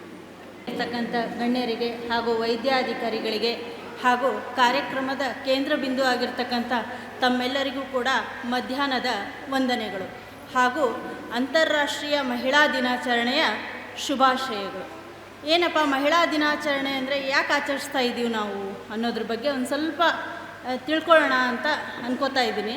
ಏನಪ್ಪ ಅಂತ ಹೇಳಿದರೆ, ಫಸ್ಟು ಇದನ್ನು ಮಹಿಳೆಯರು ಯಾರು ಕೆಲಸ ಮಾಡ್ತಿದ್ದಾರಲ್ಲ, ಕಾರ್ಮಿಕರಾಗಿ ಇರ್ತಕ್ಕಂಥ ಮಹಿಳೆಯರ ಸಂಘಗಳನ್ನು ಒಂದು ಮಹಿಳಾ ದಿನಾಚರಣೆಯಾಗಿ ಆಚರಿಸಿದ್ದು. ಫಸ್ಟ್ ಇದನ್ನು ಸ್ಟಾರ್ಟ್ ಮಾಡಿರ್ತಕ್ಕಂಥದ್ದು ಕ್ಲಾರಾ ಜೆಟ್ಕಿನ್ ಅಂತ ಒಬ್ಬರು ಮೊದಲನೇದಾಗಿ ಕಾರ್ಮಿಕರ ದಿನಾಚರಣೆ, ಮಹಿಳಾ ಕಾರ್ಮಿಕರ ದಿನಾಚರಣೆಯನ್ನಾಗಿ ಪ್ರಾರಂಭಿಸಿದರು. ಅದನ್ನು 1975ರಲ್ಲಿ ಮಾರ್ಚ್ 8ರಂದು ಅಂತಾರಾಷ್ಟ್ರೀಯ ಮಹಿಳಾ ದಿನಾಚರಣೆಯನ್ನಾಗಿ ಪರಿವರ್ತಿಸಿ ಅದನ್ನು ಆಚರಿಸ್ಕೋತಾ ಬರ್ತಾ ಇದ್ದಾರೆ. ಹಾಗೆ ಎಲ್ಲ ದೇಶಗಳಲ್ಲೂ ಅಷ್ಟೇ, ಪ್ರತಿಯೊಂದು ರಾಷ್ಟ್ರಗಳಲ್ಲೂ ಕೂಡ ಅಂತಾರಾಷ್ಟ್ರೀಯ ಮಹಿಳಾ ದಿನಾಚರಣೆಯನ್ನು ಆಚರಿಸ್ತಾ ಇದ್ದೀವಿ. ಯಾಕೆ ಈ ಮಹಿಳಾ ದಿನಾಚರಣೆಯನ್ನು ಆಚರಿಸ್ತಾ ಇದ್ದೀವಿ ಅಂದರೆ, ನಮ್ಮಲ್ಲಿ ಅನೇಕ ಮಹಿಳೆಯರು ಕೂಡ ರಾಜಕೀಯದಲ್ಲಾಗಿರ್ಬೋದು, ರಾಜಕೀಯ ಆರ್ಥಿಕವಾಗಿರ್ಬೋದು, ಅಥವಾ ಶಿಕ್ಷಣ ಕ್ಷೇತ್ರದಲ್ಲಿರ್ಬೋದು, ಅದೇ ರೀತಿಯಲ್ಲಿ ಮೊನ್ನೆ ನೀವು ನೌಕಾಪಡೆಯಲ್ಲಿ ಮುಖ್ಯಸ್ಥೆಯಾಗಿ ಕೂಡ ನಮ್ಮ ಮಹಿಳೆಯರೇ ಮುಖ್ಯಸ್ಥೆಯಾಗಿ ವಹಿಸ್ಕೊಂಡಿದ್ದಾರೆ. ಸೊ ಇಂಥ ಎಲ್ಲ ಕ್ಷೇತ್ರದಲ್ಲೂ ಕೂಡ ಮಹಿಳೆ ಬೆಳೀತಾ ಇದ್ದಾಳೆ ಅನ್ನೋದಕ್ಕೆ ಅದನ್ನು ಸ್ಫೂರ್ತಿಯಾಗಿ ತಗೊಳ್ಳಿ. ಪ್ರತಿಯೊಂದು ರಾಷ್ಟ್ರದಲ್ಲೂ ಅಷ್ಟೇ ಅಂತಾರಾಷ್ಟ್ರೀಯ ಮಹಿಳಾ ದಿನಾಚರಣೆಯನ್ನು ಎಲ್ಲಿ ಆಚರಿಸ್ತಾ ಇದ್ದಾರಲ್ಲ ಅಲ್ಲಿ ಮಹಿಳೆಯರು ಏನು ಸಾಧನೆಯನ್ನು ಮಾಡಿದ್ದಾರೆ ಅನ್ನೋದ್ರ ಬಗ್ಗೆ ಅದನ್ನು ತಿಳಿಸ್ಕೊಟ್ಬಿಟ್ಟು, ಅಥವಾ ಅವರಿಗೆ ಸಾಧನೆಗಳಿಗೆ ಅವರ ಪ್ರೋತ್ಸಾಹವನ್ನು ತೊಗೊಂಡ್ಬಿಟ್ಟು ನೆಕ್ಸ್ಟು ಉಳಿದಿರ್ತಕ್ಕಂಥ ಮಹಿಳೆಯರು ಕೂಡ ಅವರಿಗೆ ಪ್ರೋತ್ಸಾಹ, ಅವರ ಒಂದು ಹಾದಿಯಲ್ಲಿ ನಡೀಲಿ ಅನ್ನೋ ಒಂದು ಉದ್ದೇಶದಿಂದ ಕೂಡ ಇದನ್ನು ಆಚರಿಸಲಾಗ್ತಾ ಇದೆ. ಇದನ್ನು ನೀವು ನೋಡಿ, ಸಾಹಿತ್ಯ ಕ್ಷೇತ್ರದಲ್ಲೂ ನಿಮ್ಮ ಈಗ ಇದೇ ಮೆಲೆಬೆನ್ನೂರಿನಲ್ಲಿ ಹೆಳವನಕಟ್ಟೆ ಗಿರಿಯಮ್ಮ ಅಂತ ಹೇಳ್ಬಿಟ್ಟು, ಹೌದಾ, ಈ ಹೆಳವನಕಟ್ಟೆ ಗಿರಿಯಮ್ಮ ಕೂಡ ಅಂಥ ಹಿಂದಿನ ಕಾಲದಲ್ಲೂ ಕೂಡ ಅಲ್ಲಿ ಏನು ಮಾಡ್ತಾಯಿದ್ರು, ಅವರು ದಾಸ ಸಾಹಿತ್ಯವನ್ನು ಮುಂದುವರಿಸ್ಕೊಂಡು ಹೋದರು. ಆ ದಿನಗಳಲ್ಲಿ ಹೆಣ್ಮಕ್ಳಿಗೆ ಯಾವುದೇ ರೀತಿಯಲ್ಲಿ ಸೌಕರ್ಯಗಳಿರಲಿಲ್ಲ. ಆದರೂ ಕೂಡ ಅಂಥ ದಿನಗಳಲ್ಲೇ ಏನು ಮಾಡಿದರು, ಗಿರಿಯಮ್ಮ ಅವರು ತಮ್ಮ ದಾಸ ಸಾಹಿತ್ಯವನ್ನು ಕೂಡ ಜನರಿಗೆ ಉಣಬಡಿಸಿದರು. ಹೌದ್ರಾ, ಇಲ್ಲಿ ಅದೇ ರೀತಿಯಲ್ಲಿ ಹೆಣ್ಮಕ್ಳಿಗೆ ಸಮಾನತೆ ಅಂತ ಒಂದು ಹೇಳ್ತಾರೆ, ಲಿಂಗ ಸಮಾನತೆ ಅಂತ ಹೇಳ್ತಾ ಇದೆ. ಏನಪ್ಪ ಇದು ಸಮಾನತೆ ಅಂತ ಹೇಳಿದರೆ, ಪ್ರಾಕೃತಿಕವಾಗಿ ಆಲ್ರೆಡಿ ನಮಗೆ ಭಗವಂತ ಒಂದು ಸಮಾನತೆಗಿಂತ ಉನ್ನತವಾದಂಥ ಸ್ಥಾನ ಕೊಟ್ಟಿದ್ದಾನೆ. ಯಾಕಪ್ಪ, ಹೇಗಪ್ಪ ಅಂತ ಹೇಳಿದರೆ ನೋಡ್ರಿ, ಒಂದು ಜನ್ಮವನ್ನು ಕೊಡೋದು ಕೂಡ ಗಂಡು ಕೊಡಲಿಕ್ಕಾಗಲ್ಲ, ಹೆಣ್ಣು ಕೊಡ್ತಾಳೆ, ಹೌದಾ. ಅದು ಸಮಾನತೆಗಿಂತ ಮೇಲೆ ಇರ್ತಕ್ಕಂಥ ಒಂದು ನಮಗೆ ದೇವರು ಕೊಟ್ಟಿರ್ತಕ್ಕಂಥ, ಹೆಣ್ಮಕ್ಳಿಗೆ ಕೊಟ್ಟಿರ್ತಕ್ಕಂಥ ಒಂದು ಉಡುಗೊರೆ ಅಂತಲೇ ಹೇಳ್ಬೋದು, ಹೌದಾ. ಪ್ರತಿಯೊಂದು ಕ್ಷೇತ್ರದಲ್ಲೂ ಅಷ್ಟೇ, ಪ್ರತಿಯೊಂದು ಸಮಾನತೆ ಅನ್ನೋದಕ್ಕಿಂತ ಇಲ್ಲಿ ಸವಾಲುಗಳನ್ನು ಎದುರಿಸ್ತಾ ಹೋಗ್ತಾಳೆ ಹೆಣ್ಣು. ಇಲ್ಲಿ ಕೊಟ್ಟಿದ್ದಾರೆ, ನಮಗೆ ಒಂದು ವಿಷಯ ಕೊಟ್ಟಿದ್ದಾರೆ, ಸವಾಲುಗಳನ್ನು ಆಯ್ಕೆ ಮಾಡಿ ಅಂತ ಹೇಳಿ. ಪ್ರತಿಯೊಂದು ಸಮಯದಲ್ಲೂ ಅಷ್ಟೇ, ಹೆಣ್ಮಕ್ಳು ಮದುವೆ ಆದ ತಕ್ಷಣ ಒಂದು ಸವಾಲು ಎದುರಿಸ್ತಾಳೆ, ಹೌದ್ರಾ. ಯಾಕಂದರೆ ಗಂಡು ಮಕ್ಕಳು ಒಂದು ಮನೆ ಬಿಟ್ಟು ಇನ್ನೊಂದು ಮನೆಗೆ ಹೋದರೆ ಅಡ್ಜಸ್ಟ್ ಆಗೋದಿಲ್ಲ ಆವಾಗಲೇ. ಆದರೆ ಹೆಣ್ಮಕ್ಳು ಪ್ರತಿಯೊಂದು ತನ್ನ ಮನೆ ಅಂತ ಅಂದ್ಕೊಂಡು ಸಾಯೋದ್ರ ತನಕ ಆ ಮನೆಯಲ್ಲಿ ಒಂದು ಜೀವನವನ್ನು ನಡೆಸ್ತಾ ಇದ್ದಾಳೆ. ಸೊ ಈ ರೀತಿಯಲ್ಲಿ ಪ್ರತಿಯೊಂದು ಹೆಜ್ಜೆಯಲ್ಲೂ ಕೂಡ ಸಮಾನತೆಯ ಅಥವಾ ಸವಾಲುಗಳನ್ನು ಎದುರಿಸ್ಕೊತ ಇಂಥ ಪ್ರತಿಯೊಂದು ಒಂದು ಹೇಗಪ್ಪ, ಹೆಣ್ಮಕ್ಳಲ್ಲಿ ನಾವು ಇನ್ನೂ ಕೂಡ ಕೆಲವೊಂದು ಶೋಷಣೆಗಳು ಕೂಡ ನಡೀತಾ ಇದ್ದಾವೆ, ಇಲ್ಲ ಅಂತ ಹೇಳಲಿಕ್ಕಾಗಲ್ಲ. ಇಷ್ಟು ಮುಂದುವರೆದ್ರೂ ಕೂಡ ಶೋಷಣೆಗಳನ್ನು ನಡೀತಾ ಇದ್ದಾವೆ. ಆ ಶೋಷಣೆಗಳನ್ನು ನಾವು ತಡಿಬೇಕು ಅಂದರೆ ಅದು ಒಂದೇ ಹಾದಿ, ಶೈಕ್ಷಣಿಕದಲ್ಲಿ. ನಾವು ಮಹಿಳೆಗೆ ಒಂದು ಹೆಣ್ಣು ಕಲಿತರೆ ಶಾಲೆ ಒಂದು ತರದಂತೆ ಅಂತ ಏನಿರುತ್ತಲ್ಲ, ಆ ಪ್ರತಿಯೊಂದು ಹೆಣ್ಣು ಒಂದು ಶಿಕ್ಷಣವನ್ನು ಪಡ್ಕೊಂಡ್ರೆ ತನ್ನ ಜೀವನವನ್ನು ಹೇಗೆ ರೂಪಿಸ್ಕೊಳ್ಬೋದು ಅನ್ನೋದ್ರ ಬಗ್ಗೆ ಮಾಹಿತಿ ಸಿಗುತ್ತೆ. ಇಂಥ ಒಂದು ಹೆಣ್ಣುಮಕ್ಕಳ ಅಂತಾರಾಷ್ಟ್ರೀಯ ಮಹಿಳಾ ದಿನಾಚರಣೆಯನ್ನು ತುಂಬ ಚೆನ್ನಾಗಿ ತಾವು ಕೂಡ ಎಲ್ಲರೂ ಬಂದಿದ್ದೀರಾ, ಭಾಗವಹಿಸಿದ್ದೀರಾ. ಎಲ್ಲರಿಗೂ ಮತ್ತೊಮ್ಮೆ ಅಂತಾರಾಷ್ಟ್ರೀಯ ಮಹಿಳಾ ದಿನಾಚರಣೆಯ ಶುಭಾಶಯಗಳನ್ನು ಹೇಳ್ತಾ ನನ್ನ ಒಂದೆರಡು ಮಾತುಗಳನ್ನು ಮುಗಿಸ್ತೀನಿ. ಅವರಿಗೆ ಧನ್ಯವಾದಗಳು. ಈಗ ತಪೋವನ ನ್ಯಾಚುರೋಪತಿ ಕಾಲೇಜಿನ ಪ್ರಾಂಶುಪಾಲರಾಗಿರುವಂಥ ಸುಮನಾ ಭಟ್ ಅವರು ನಿಮ್ಮೆಲ್ಲರನ್ನೂ ಕುರಿತು ಮಾತಾಡ್ತಾ ಇದ್ದಾರೆ. ಎಲ್ಲರಿಗೂ ನಮಸ್ಕಾರ. ವೇದಿಕೆ ಮೇಲಿರುವ ಎಲ್ಲ ಮಹಿಳಾ ಗಣ್ಯರಿಗೂ ಹಾಗೆ ಇಲ್ಲಿ ನೆರೆದಿರುವ ನಿಮ್ಮೆಲ್ಲರಿಗೂ ಅಂತಾರಾಷ್ಟ್ರೀಯ ಮಹಿಳಾ ದಿನಾಚರಣೆಯ ಹಾರ್ದಿಕ ಶುಭಾಶಯಗಳನ್ನು ಹೇಳ್ತೇನೆ. ಸೊ ಈ ಒಂದು ಸಂದರ್ಭದಲ್ಲಿ ನಾನು ನಿಮಗೆಲ್ಲರಿಗೂ ಏನು ಹೇಳ್ತೇನೆ ಅಂತ ಹೇಳಿದರೆ, ಎಲ್ಲ ಮಹಿಳೆಯರು ಯಾವಾಗಲೂ ಪ್ರತಿ ನಿಮಿಷ, ಪ್ರತಿ ದಿನ, ಪ್ರತಿ ವರ್ಷ, ಪ್ರತಿ ತಿಂಗಳು, ಸೊ ಪ್ರತಿ ಸೆಕೆಂಡು ನೀವು ಯಾವಾಗಲೂ ಖುಷಿಯಾಗಿರಬೇಕು ಅಂತ ಹೇಳ್ತೇನೆ. ಸೊ ನೀವು ಖುಷಿಯಾಗಿದ್ದರೆ ನಿಮ್ಮ ಕುಟುಂಬದಲ್ಲಿ ಪ್ರತಿಯೊಬ್ಬರು ಖುಷಿಯಾಗಿರ್ತಾರೆ. ಸೊ ಈ ಖುಷಿಯಾಗಿರಲಿಕ್ಕೆ ನೀವೇನು ಮಾಡಬೇಕು ಅಂತ ಹೇಳಿ, ನೀವು ಯಾವಾಗ ಖುಷಿಯಾಗಿರ್ತೀರಾ, ನೀವು ಆರೋಗ್ಯದಿಂದ ಇದ್ದರಷ್ಟೇ ಖುಷಿಯಾಗಿರ್ತೀರಾ. ಸೊ ನಾನು ವೈದ್ಯ ವೃತ್ತಿಯನ್ನು ಮಾಡ್ತಾ ಇದ್ದೇನೆ. ಸೊ ವೈದ್ಯೆಯಾಗಿ ನಾನು ಎಲ್ಲರಿಗೂ ಹೇಳ್ತೇನೆ, ಯಾರಾದರೂ ಖುಷಿಯಾಗಿರಬೇಕು ಅಂತ ಹೇಳಿದರೆ ನೀವು ಆರೋಗ್ಯದಿಂದ ಇರಬೇಕು ಅಂತ ಹೇಳಿ. ಸೊ ನಿಮ್ಮ ಆರೋಗ್ಯವನ್ನು ನೀವು ಕಾಪಾಡಿಕೊಳ್ಬೇಕು. ಸೊ ಯಾವ ಮನೆಯಲ್ಲಿ ಮಹಿಳೆ ಆರೋಗ್ಯದಿಂದ ಖುಷಿಯಾಗಿದ್ದ ಇರ್ತಾರೆ, ಸೊ ಆ ಮನೆಯಲ್ಲಿ ಪ್ರತಿ ಸದಸ್ಯರು ಖುಷಿಯಾಗಿರ್ತಾರೆ ಅಂತ ಹೇಳಿ, ಆರೋಗ್ಯದಿಂದ ಇರ್ತಾರೆ ಅಂತ. ಸೊ ನಮ್ಮಲ್ಲಿ ಒಂದು ಮಾತಿದೆ, ಸೊ ನಿಮ್ಮ ಆರೋಗ್ಯ ನಿಮ್ಮ ಅಂಗೈಯಲ್ಲಿ ಅಂತ ಹೇಳಿ. ನಾನು ಹೇಳ್ತೇನೆ, ಕುಟುಂಬದಲ್ಲಿ ಎಲ್ಲರ ಆರೋಗ್ಯ ಮಹಿಳೆಯರ ಕೈಯಲ್ಲಿ ಅಂತ ಹೇಳಿ. ಸೊ ನೀವು ನಿಮ್ಮ ಆರೋಗ್ಯವನ್ನು ನೀವು ಮೊದಲಿಗೆ ಕಾಪಾಡಿಕೊಳ್ಬೇಕು ಅಂತ ಹೇಳಿ. ಸೊ ಈ ಆರೋಗ್ಯ ಕಾಪಾಡಿಕೊಳ್ಳಲಿಕ್ಕೆ ಏನು ಮಾಡಬೇಕು ಅಂತ ಹೇಳಿ. ಸೊ ಜಾಸ್ತಿ ಏನು ಮಾಡಬಾರ್ದು. ಸೊ ಎಷ್ಟು ದಿನದಲ್ಲಿ, ಸೊ ಎಷ್ಟು 24 ಗಂಟೆಯಲ್ಲಿ ನೀವು ಎಷ್ಟು ಟೈಮು ನಿದ್ದೆ ಮಾಡ್ತೀರಾ? 24 ಗಂಟೆಯಲ್ಲಿ ಒಂದು 5 ರಿಂದ 6 ಗಂಟೆ ನಿದ್ದೆಗೆ ವ್ಯಯ ಮಾಡ್ತೀರಾ. ಉಳಿದದ್ದು 18 ಗಂಟೆ ನೀವು ಮನೆಯವರಿಗೋಸ್ಕರ ಕೆಲಸ ಮಾಡ್ತಾ ಇರ್ತೀರ ಅಲ್ವಾ? ಮನೆಗೆ ಅಥವಾ ಕೆಲವರು ಹೊರಗಡೆ ಹೋಗಿ ಕೆಲಸ ಮಾಡ್ತಾರೆ. ಸೊ ಟೋಟಲ್ ಆಗಿ ಕುಟುಂಬದ ಸದಸ್ಯರಿಗೋಸ್ಕರ ನೀವು ಕೆಲಸ ಮಾಡ್ತಾ ಇರ್ತೀರ. ಸೊ ಆ 18 ಗಂಟೆಯಲ್ಲಿ ಅಟ್ಲೀಸ್ಟು ದಿನದಲ್ಲಿ ಒಂದು 30 ರಿಂದ 45 ನಿಮಿಷ ನಿಮಗಾಗಿ ಮೀಸಲಿಡಿ ಅಂತ ಹೇಳಿ. ನಿಮಗಾಗಿ ಮೀಸಲಿಟ್ಟು ಏನು ಮಾಡಬೇಕು, ಆ 30 ರಿಂದ 45 ನಿಮಿಷ ನೀವೇನು ಮಾಡಬೇಕು ಅಂತ ಹೇಳಿದರೆ, ಜಸ್ಟು ಯಾವುದಾದ್ರೂ ಒಂದು ಏಕಾಂತ ಪ್ಲೇಸಲ್ಲಿ ಹೋಗಿ ನೀವು ಕೂತ್ಕೊಂಡು ಮಾಡ್ಬೋದು ಮೆಡಿಟೇಷನ್ನು ಅಥವಾ ಧ್ಯಾನ ಅಥವಾ ಶವಾಸನದಲ್ಲಿ ಮಲಗಿಬಿಟ್ಟು ಜಸ್ಟ್ ರಿಲ್ಯಾಕ್ಸ್ ಮಾಡಿ. ನಿಮ್ಮ ಬಾಡಿ ಪಾರ್ಟ್ಸನ್ನು ಗಮನಿಸ್ತಾ ಹೋಗಿ. ಸೊ ಈಗ ನೀವು ತುಂಬ ಕೆಲಸ ಮಾಡ್ತಾ ಇರ್ತೀರಾ, ನಿಮಗೆ ಗೊತ್ತಿಲ್ಲದೆ ಇದ್ದಾಗೆ ನಿಮ್ಮ ಸ್ನಾಯುಗಳ ಸೆಳೆತ ಅಥವಾ ನಿಮ್ಮ ಸ್ನಾಯುಗಳನ್ನು ಕಾಂಟ್ರಾಕ್ಟ್ ಮಾಡ್ಕೊಂಡಿರ್ತೀರ, ಅಥವಾ ಕೆಲವೊಂದೊಂದು ತುಂಬ ಸ್ಟ್ರೆಸ್ ಸಿಚುವೇಶನ್ ಬಂದಿರುತ್ತೆ.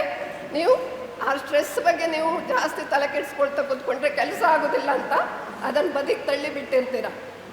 ಸೊ ನೀವೇನು ಮಾಡಬೇಕು, ಆ 30 ರಿಂದ 45 ನಿಮಿಷ ನೀವು ಏನೇನೆಲ್ಲ ಆಗಿದೆ ಆ ದಿನದಲ್ಲಿ, ಯಾವ್ಯಾವ ಥರದ ಒತ್ತಡವನ್ನು ಎದುರಿಸಿದ್ದೀರ ನೀವು, ಸೊ ಅದನ್ನೆಲ್ಲ ಆಲೋಚನೆ ಮಾಡಿ ದೇಹದ ಬಾಡಿ ಪಾರ್ಟ್ಸನ್ನು ಗಮನಿಸ್ತಾ ಫುಲ್ ರಿಲ್ಯಾಕ್ಸ್ ಮಾಡ್ಕೊಳ್ಬೇಕು. ಸೊ ನಿಮಗೆಲ್ಲ ಗೊತ್ತಿರುವ ಹಾಗೆ ಒತ್ತಡನೇ ಎಲ್ಲ ಥರದ ಪ್ರಾಬ್ಲಮಿಗೆ ಕಾರಣ ಆಗಿರುತ್ತೆ. ಸೊ ಯಾವಾಗ ನೀವು ಒತ್ತಡದಿಂದ ಹೊರಗೆ ಬರ್ತೀರಾ ಆವಾಗ ನೀವು ಆರೋಗ್ಯದಿಂದ ಇರ್ತೀರಾ ಅಂತ ಹೇಳಿ. ಸೊ ಅದೇ ರೀತಿ ಟೈಮಿಗೆ ಸರಿಯಾಗಿ ನ್ಯೂಟ್ರಿಷಿಯಸ್ ಫುಡ್ ತಗೊಳ್ಳುವಂಥದ್ದು. ಎಷ್ಟು ಜನ ಮಹಿಳೆಯರು ಟೈಮಿಗೆ ಸರಿಯಾಗಿ ಊಟ ಮಾಡ್ತೀರಾ, ಟೈಮಿಗೆ ಸರಿಯಾಗಿ ತಿಂಡಿ ತಗೊಳ್ತೀರಾ, ರಾತ್ರಿ ಟೈಮಿಗೆ ಸರಿಯಾಗಿ ಎಷ್ಟು ಜನ ಊಟ ಮಾಡ್ತೀರಾ? ಸೊ ನೀವು ನಿಮ್ಮ ಕುಟುಂಬದ ಸದಸ್ಯರಿಗೋಸ್ಕರ ಏನು ಬೇಕಿದ್ರೂ ಮಾಡ್ತೀರಾ, ಆದರೆ ನಿಮಗೋಸ್ಕರ ಏನೂ ಮಾಡಿಕೊಳ್ಳೋದಿಲ್ಲ. ನಡೀತದೆ, ಆಗತ್ತೆ, ಹೋಗುತ್ತೆ. ಸೊ ಈ ಥರದ್ದೆಲ್ಲ ಸಿಚುವೇಶನ್ ನೀವು ಎದುರಿಸಿದವಾಗ ಸೊ ಎಲ್ಲ ಥರದ ಕಾಯಿಲೆಗಳಿಗೆ ತುತ್ತಾಗ್ತೀರ. ಸೊ ಒನ್ಸ್ ಯಾವಾಗ ಕಾಯಿಲೆ ಬರುತ್ತೆ ನೀವು ಖುಷಿಯಾಗಿರೋದಿಲ್ಲ, ನಿಮ್ಮ ಬೇರೆ ಸದಸ್ಯರನ್ನು ನಿಮಗೆ ಸರಿಯಾಗಿ ನೋಡ್ಕೊಳ್ಳಿಕ್ಕಾಗೋದಿಲ್ಲ. ಸೊ ನಿಮ್ಮ ಆರೋಗ್ಯವನ್ನು ನೀವು ಕಾಪಾಡಿಕೊಳ್ಬೇಕು.